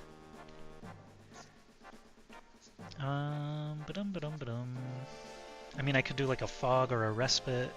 Those are always funny. Destroy all enchantments.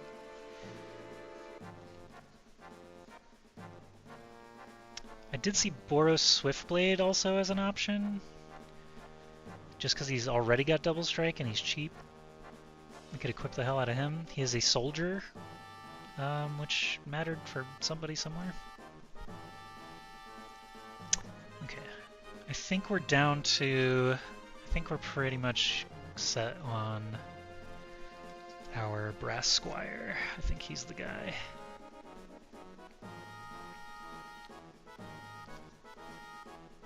That we're gonna go with.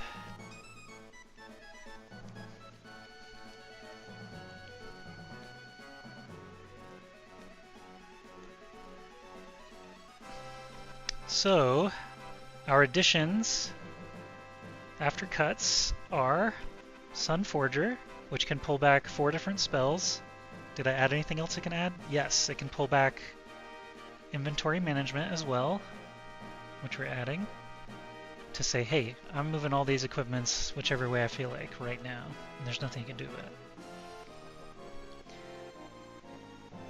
We've got 3 more equipment. This one makes a creature, a 2/2, as it comes in, gives it double strike.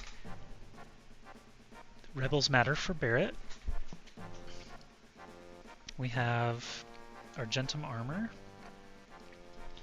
which destroys stuff. We have Blackblade Reforged, which is easy pump, and equips to legendaries for cheapo. We have Kemba Ka Enduring. Equip creatures you control get +1/+1, and whenever he or another enters, whenever he or another cat enters, we get a free equip. And he can make cats, so if I pay 5, makes it 2/2, and I can slap something on it right away. That's kind of fun. Brass Squire. Attach target equipment you control to target attach target equipment you control to target creature you control. Easy peasy. Farseek for ramp. And Avacyn's Pilgrim for ramp. And he can hold equipment too, why not? So, now my question is, are there any cards in here in the pre-con that I would like to cut in favor of Boros Charm, which we still have not added, or Prowler's Helm, which seems good to me. It's either Boros Charm or Prowler's Helm. Boros Charm probably is going to be the winner. I'm just going to look through the deck and just see if anything jumps out as like, eh.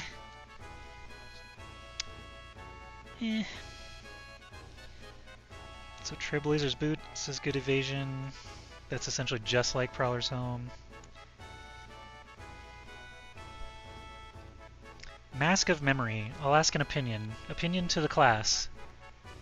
Is Mask of Memory good enough? In the pods that I watched, I don't think anyone used this, really. That's when I would consider trading up to something cool.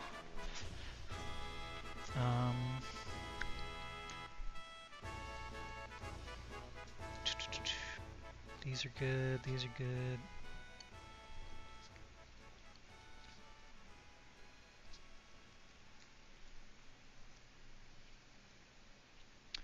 Harmonize? Mask of Memory isn't that great since there are better draw spells, and Cloud himself draws. That's what I'm thinking also with the Harmonize here. Because that's like your whole turn.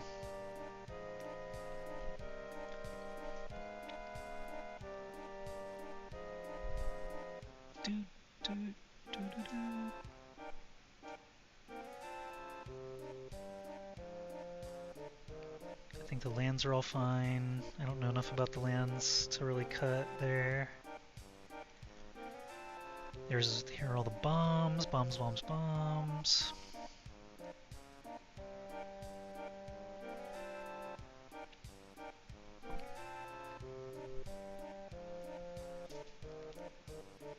Do do do do.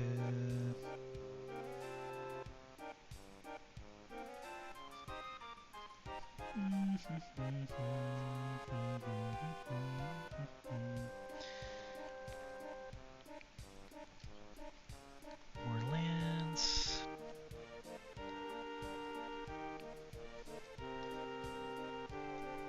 Non-artifact spells you cast have improvise. It's another just kind of an odd one, I think. Mask of Memory, Harmonize, Inspiring Statuary. Did I cut Secret Rendezvous? I did. I did cut that one. Chaos Warp is another. Is Chaos Warp that good? The owner of target permanent shuffles it into their library, then reveals the top card of the library. If it's a permanent card, they put it on the battlefield. That feels risky to me, right? Like, I feel like that's got downside.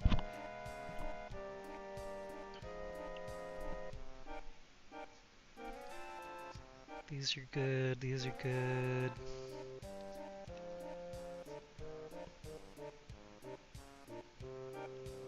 That's good. Okay, I think those are the cards that I'm iffy on.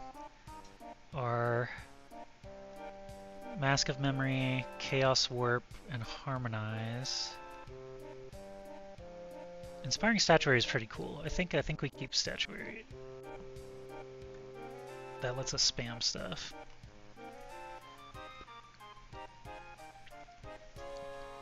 If these are cuttable, then we have room for Prowler's Helm to replace Mask.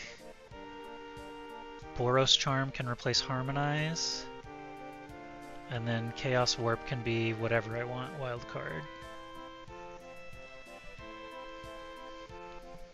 Maybe another removal, maybe another board wipe. So I have a couple of board wipes.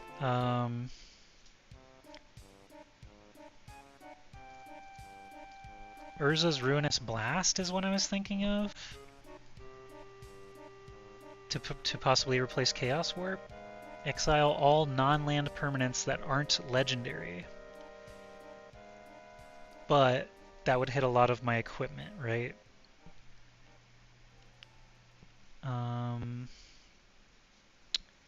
I don't want to nuke my own equipment.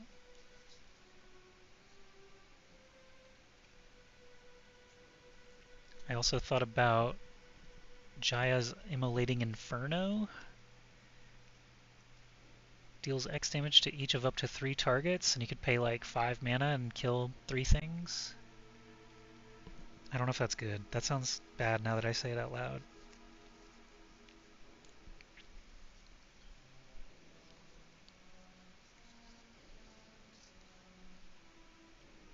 I don't think I want Ravnica at War, but that's also one I thought about. I would only play this if I don't have my multicolor guys out, right?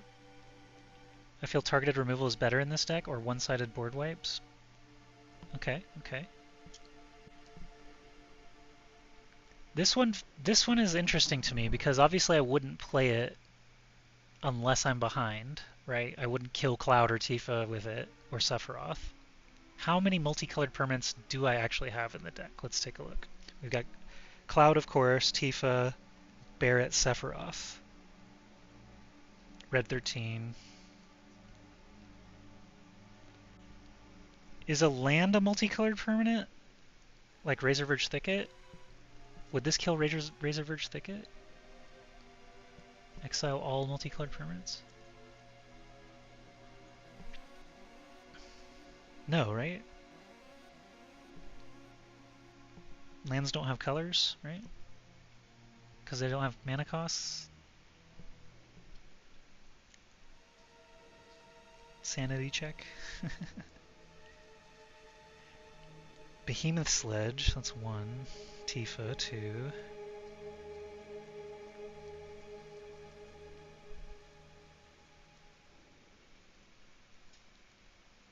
Sephiroth 3, Red 4, Barret 5, Aerith 6.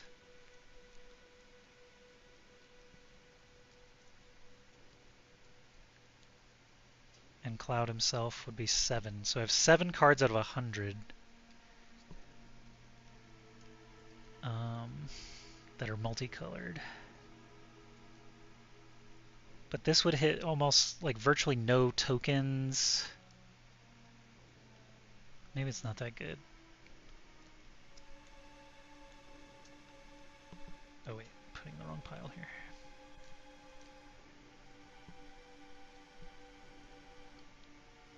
So Prowlers for Mask.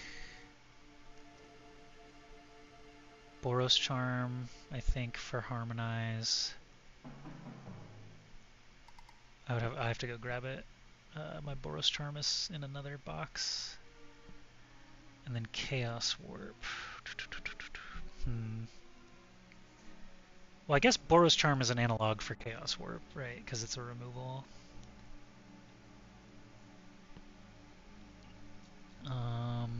Let me go grab Boros Charm. I'll be right back. We're going to steal it out of my Mael the Anima deck.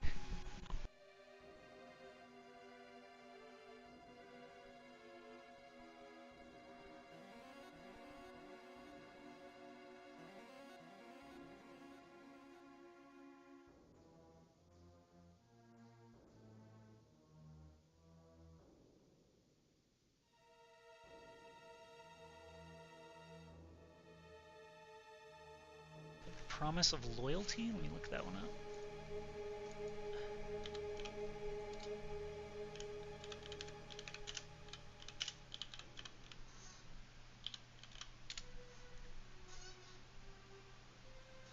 Each player puts a vow counter on a creature they control and sacrifices the rest. Each of those creatures can't attack you or planeswalkers you control for as long as it has a vow counter on it.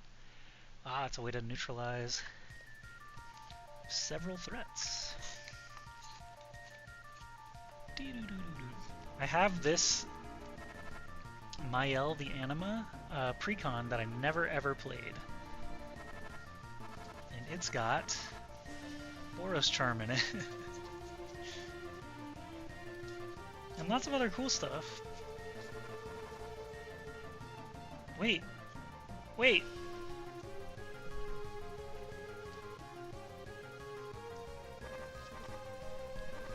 That's a Swiftfoot Boots.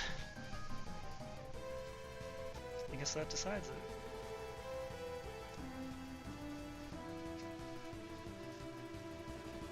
Boros Charm and Swiftfoot Boots.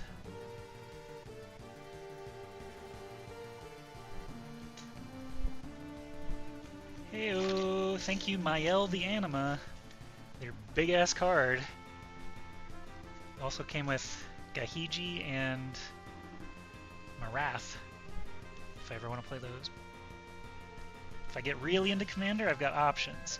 I also have a Corvold Brawl precon that I never opened, because I thought it might appreciate in value, because Corvold's a badass.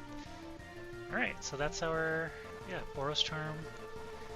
Deal 4 damage to target player or permanents you control gain indestructible until end of turn, or target creature gains double strike until end of turn. And then Swiftfoot Boots, equip creature has hexproof and haste. pretty baller. So let's unwrap these, put them in the pre-con only pile.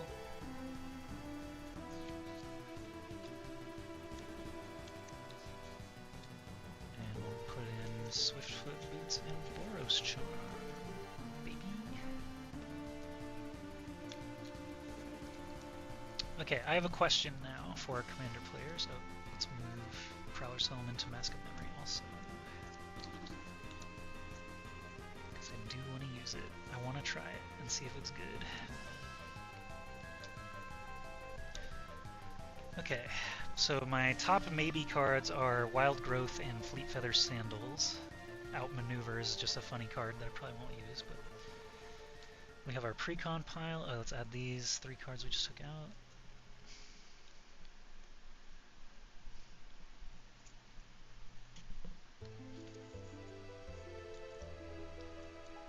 Mask of Memory, Chaos Warp. It has Mage Slayer? It does?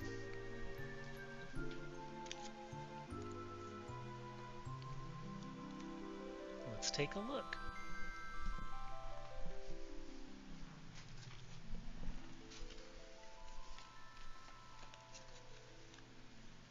Mael's giving us gifts right now. You know what's cool about this Mael deck is I bought it with prize tickets at a Grand Prix Vegas a million years ago, before they did Magic Con. That might be a fun ad if you want to add Jumbo Cactuar. I like Jumbo Cactuar. What does Mage Slayer do though? That's fine.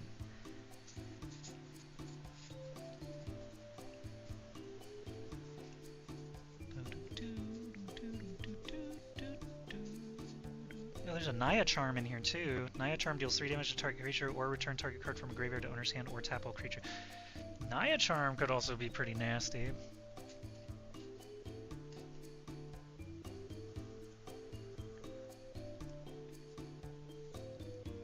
Hull Breach.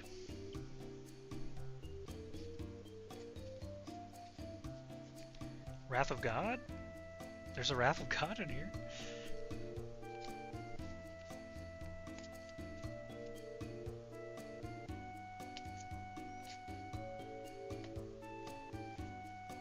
Oh, there might be a good land in here too, actually.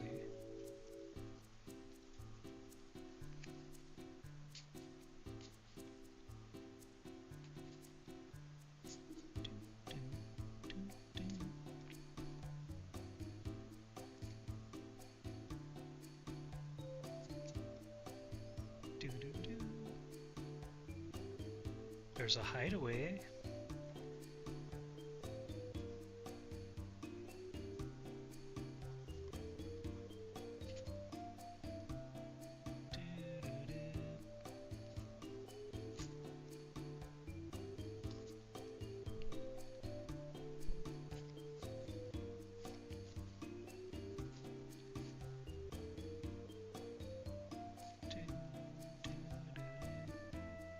Ooh, another make a guy land. I might put that in. Add 1 to your mana pool. Put a 1/1 green sapperling creature in. I like make a guy lands. I don't see Mage Slayer in here. Are we sure we're on the right one? It's called Nature of the Beast. I just looked through all of them.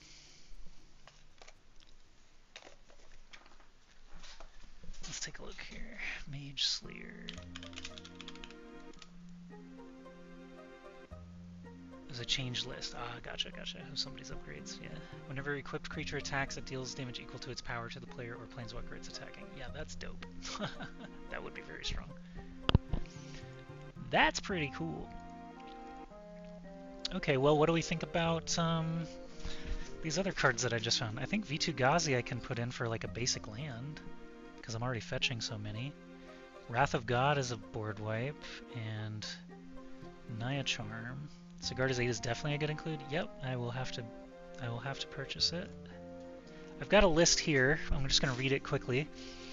Mage Slayer, Esper Sentinel, Steel Shaper's Gift, Stoneforge Mystic, Helm of the Host, Bloodforged Battle Axe, Power Fist, Shadow Spear, and then some Final Fantasy cards, Aether and Priwen, Genji Glove, Summoner's Grimoire, Cloud Midgar Mercenary, Bureau Headmaster, Nettlecyst, Forge Anew, Forging the Tyrite Sword, Basilisk Collar, Dogmeat, Birds of Paradise, Delighted Halfling, Bloom Tender, Rayav Master Smith, SRAM Senior Edificer, Akiri Fearless Voyager, Arden Intrepid Archaeologist, Codsworth Handy Helper, Kodama of the West Tree, Kutzel Malamet Exemplar, Wyleth Soul of Steel, Brunor Battlehammer, Cloud Panic Champion, Open the Armory, Relentless Assault, Chandra's Ignition, Full Throttle, Final Showdown, Dawn's Truce, Gaia's Gift, Heroic Intervention, Felwar Stone, Buster Sword, Mithril Coat, Sword of FNF, Sword of H&H, Sword of LNS, the Reaver Cleaver, Leyline Axe, Batter Skull, Excalibur, Sword of Eden,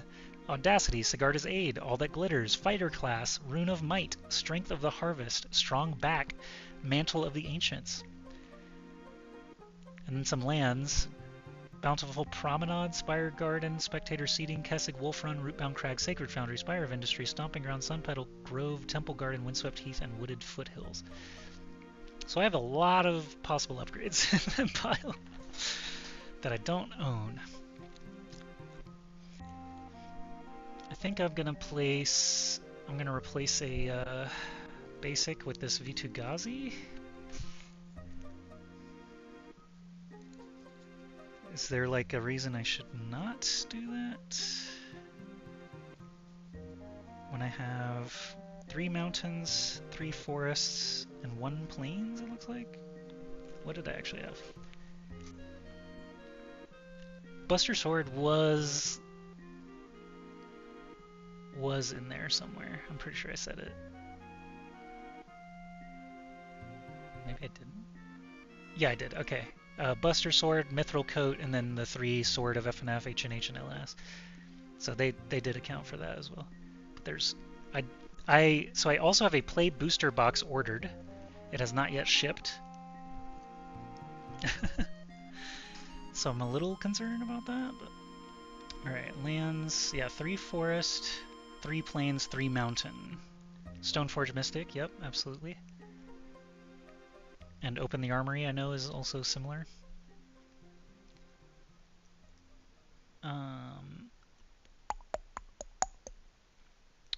Looking at my mana curve. Lots of cheap white and a double white. So I would cut probably a red. A mountain. It looks like, yeah, cutting a mountain would be fine. After the cuts that I made, I don't have Furious Rise or Chaos Warp or Hellkite Tyrant. Lightning would be cool. Yeah, so when that play booster arrives, we'll see what I can upgrade, alright? V2 only gives you colorless, so you might get color screwed, but I have so many other like fetches and stuff. Did you have Nahiri Forge in Fury? That was one of the cards that I ordered from TCG Player that was not delivered. So that's on a different list. That is not on this list. I just realized that. Thank you for catching that. I could actually log into TCG Player and see that list of stuff I ordered that got sent back. Sign in. Boop-a-doop-a-doo. There are a lot of Fallout cards, I think. Order history. Here we go. Placed in the last 90 days. Alright, so the cards that I ordered that did not get sent were Forge Anew, Extended Art, because it was cheaper than the regular one, Dogmeat, Ever Loyal, Hexplate Wallbreaker, which is a makes a guy and puts it on him and gives double strike, I think, Kellen the Fey Blooded, Megaton's Fate, Nahiri Forge and Fury, Pip-Boy 3000, and Pre-War Formal Wear were all in that order that did not show up. Dark Steel Mutation from the Anima deck is an alright targeted removal card. Dark Steel Mutation.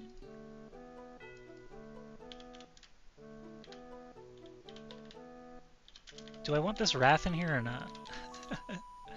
Dark Steel Mutation. Enchanted creature is an insect, artifact creature with base power toughness 1 and is indestructible and loses all other abilities. Okay. There's another card like that where I turn them into an elephant, right? Makes them a 3/3 elephant. I can just destroy whatever. I have that card here somewhere. These are lands.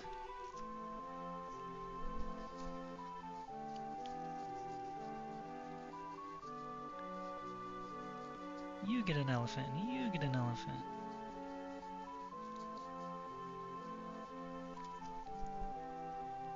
So the Wrath isn't that great? Okay, okay. What about Naya Charm? I like having modes.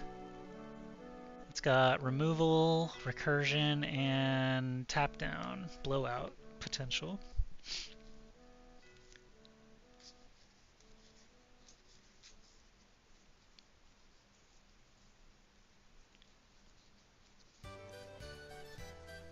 Where'd that damn card go? Oh, here's another consideration. What do you think about Garrick's Uprising in this deck? Because that hits Tifa, Sephiroth, Barret, Cloud. Like, this activates off half the deck, I feel like. Swords to Plowshares, Generous Gift, Beast Within. Yeah, Generous Gift, I think that was it.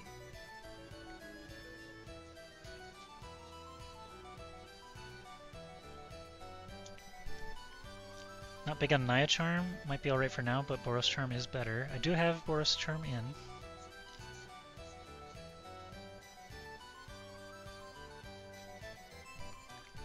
I feel like Garrick's Uprising could be gas. I'll have to double check some things.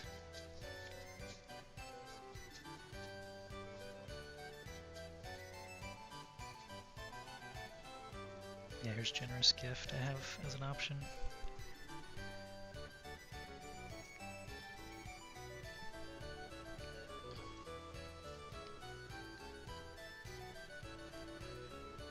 Okay, let's see.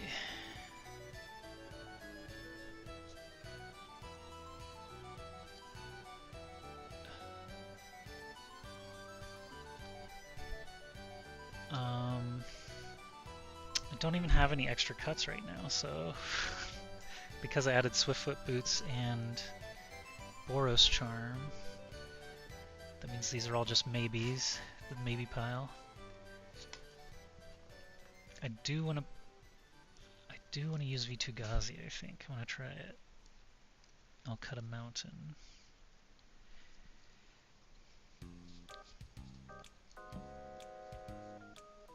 Because I don't have that much red in the deck anymore, to be honest. Let's cut the Final Fantasy IV land.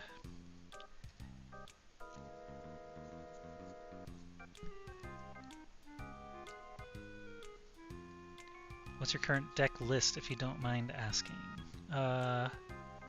You mean for standard, or this one that I've just made a pile of here?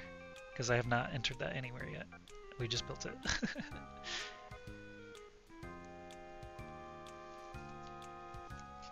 Doodly doodly doo.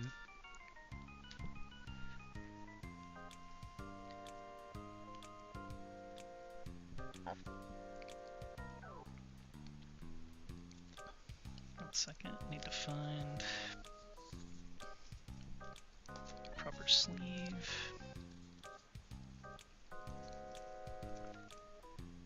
The one I'm making changes to. I have to enter it somewhere. We just built it. If I could modify the Precon one somewhere easily, that would be great, but I've been using MTG Goldfish for my standard list. I'll have to find this other sleeve later. I know I have more. Okay.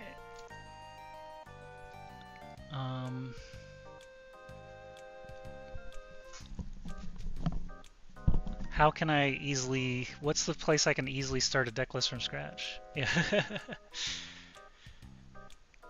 I'd have to type it all in, right? Might have to do that off stream. That might take too long. We can just review the cards that I put in now.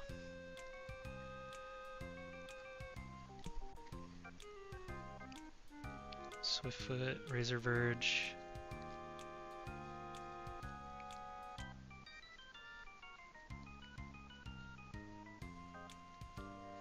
Do-do-do-do.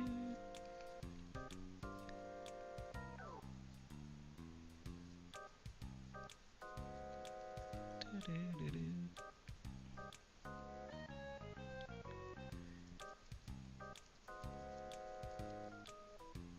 takes so long to look through 100 card decks. How does anyone do it? Rogue's Passage.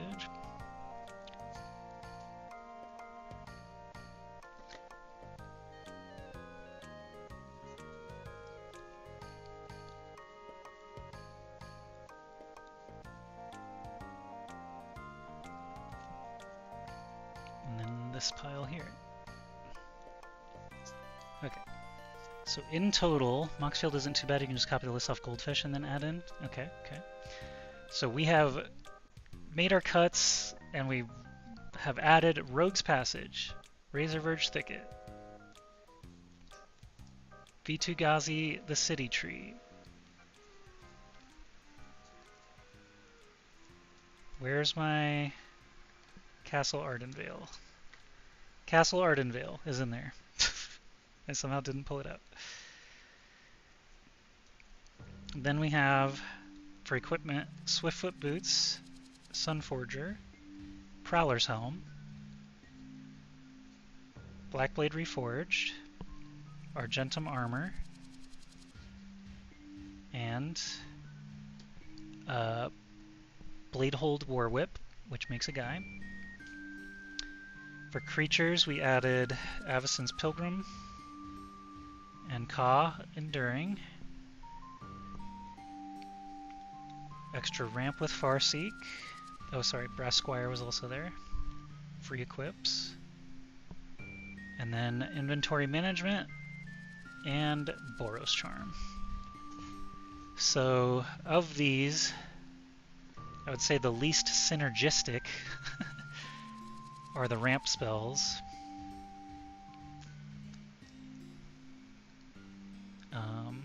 But yeah, I think I'm happy with those. I think my maybe pile is still here with the Angel Maker, which I'm still unsure how good that is. The Flying and Haste equip, and a pet card Outmaneuver, because I just think it'd be really funny to win on Outmaneuver. What were your cuts? Alright, now we can show the cuts.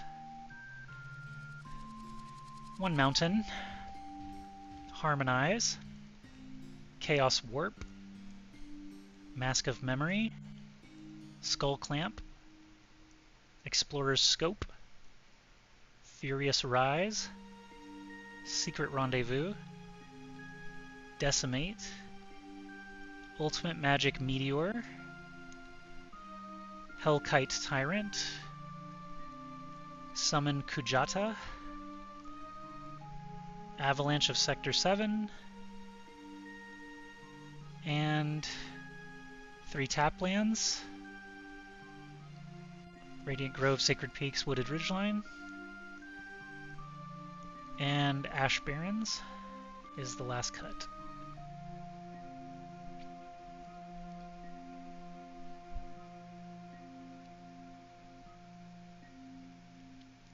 So we cut some clunky cards, some conditional cards, we cut some card draw.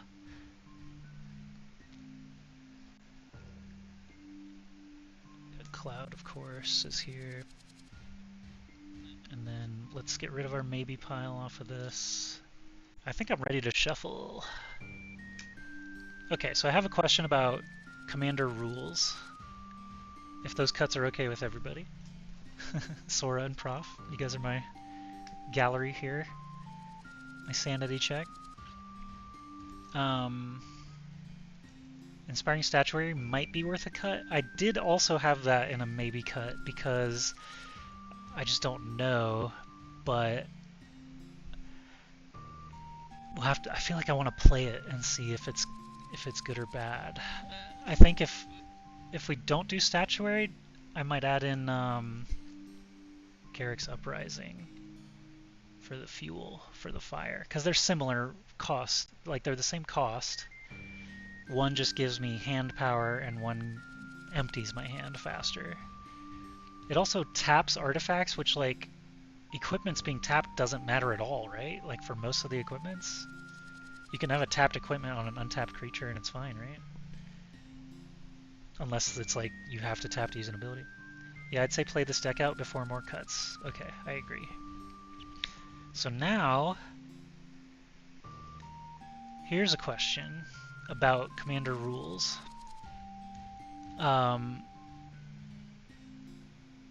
Cloud, if he dies, if I just say, hey, I play Cloud, when he enters, he attaches an equipment, so no one can stop that, right? Because it's just a trigger, like they would have to counter Cloud. If Cloud enters at all, the equipment trigger just happens. They can respond to that. And statuary only covers colorless. Okay, I hear that. Yeah, I mean, that's good for all my legend cards that are like 5 mana and commander mana, right, later. Because if Cloud dies and his cost goes up, he's gonna be 4 colorless in Naya. And statuary could really help with that, and then go 6, you know what I mean? Like that's what I'm envisioning happening. But my question is, finally, if I if I can remember it, if Cloud dies, let's say he just gets nuked for 4 damage before I can equip anything. Does he always go to the command zone, or can he go to the graveyard? Because I watched a pod where someone, I'm pretty sure, was like, I'm going to put my commander in the graveyard and not the command zone. And I was like, is that doable, or is that only the circumstance? Like, I wasn't really sure what was going on. So if Cloud dies, can I choose command zone or graveyard for him? Because there's a couple cards that bring things back, like the 5 mana bring 2 things to the battlefield. You can choose where he goes. Okay.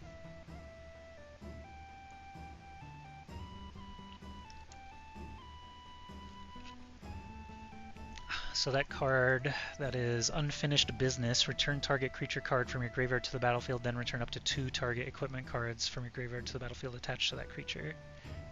He could get pulled out of the graveyard with that, with 2 equipments on him, also from the graveyard. And then a 3rd equipment that's on the field can just go straight to him, and he has haste. So that seems like a really strong 5 mana play. So there may be instances where I have Unfinished Business in hand, and I'm like, let Cloud just die. But then if I can't get him back, that's my only graveyard recursion, right? So that's like too risky. I don't think I get Cloud back any other way but that spell. So I'm always gonna do command zone, right? Is my thought there.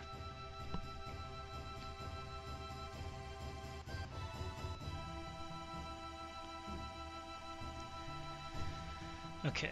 The other question is, just be careful. So that's what I was thinking. Is that's too risky. My other question is, can I put this guy in a sleeve that's like different, like a case? Is that allowed? He never gets like shuffled into the deck, right? Or will he get shuffled into the deck? Oh yeah, Aerith can kind of do it too.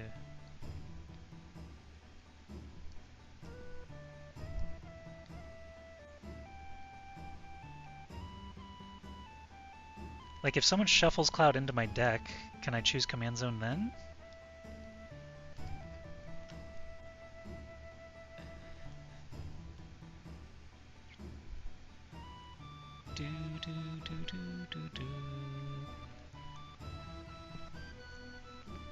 You do play with your commander in a different sleeve situation?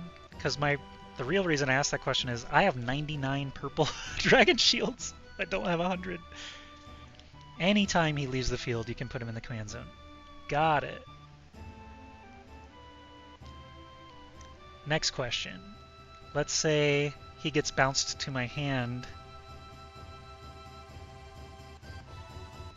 and he's already got a commander tax of 2. If he's in my hand, he's still just 5 mana.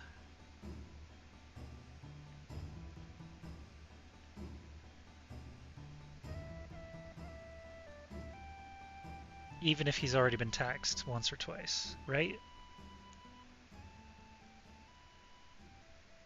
Like, do people not bounce commanders because they have the option to go to command zone?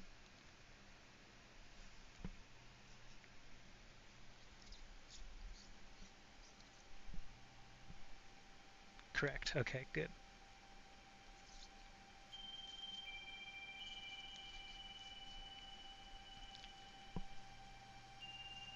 Command tag is only for command zone. Okay. I know Prof Pills also is very knowledgeable about this stuff, and he's around more often, so I can always ping him if I have questions. Alright, so final thing here. I have some full art lands that I could replace the Final Fantasy basics with that I think look pretty cool. They're the completed March of the Machine lands. They look neat. But you can't read them! You can't even tell what that is! What is that? It's a plains.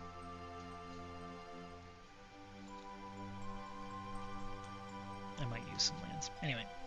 Alright, so now that I have the deck assembled, quote unquote, what we can do is break all this setup down, and I think I can start a new stream where we're back on Arena, and I can like end the stream here, enter the new deck list that I've crafted here onto wherever, Goldfish or somewhere, and then test it? Like I could do test hands basically on Moxfield, right?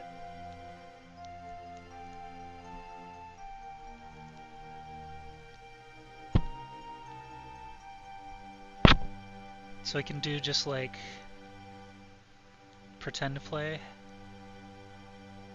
just sample hands, and pretend no one else in the game is doing anything so I can see how it curves out. Because I think that's what I'll do. I think I'll end stream here, do some sample hands. I'll come back in like half an hour. I'll eat some dinner, get some energy, reset up my camera stuff to be the normal stream, which is webcam and Arena. And then we'll do some Moxfield sample hands, and then I'll play Arena. Now, for Spell Table, I'm very interested in trying Spell Table. If anyone here has done that, let me know. I looked at it today, and it looks like all you have to do is point a webcam at your playmat. I think I might actually try to use my phone for that, because the camera's way better at distance. I could use the setup that I have here and just zoom out a bit. I have the big table here, space here. Do people on Spell Table, would they do like the pre-con only matches? Is that like a common thing? I guess I could find that out myself, or like invite people to do that. There is a Commander Knight in a local game store coming up that I could take this to, but I don't know the power level. Like, I'm just gonna get mauled. I feel like playing My Brew right now is still a big disadvantage compared to most Commander decks. I use Cockatrice since my setup's really bad for cards. You can do that with Spell Table, or are you saying as an alternative? I see, I see. I have not used Cockatrice in a long time. Okay.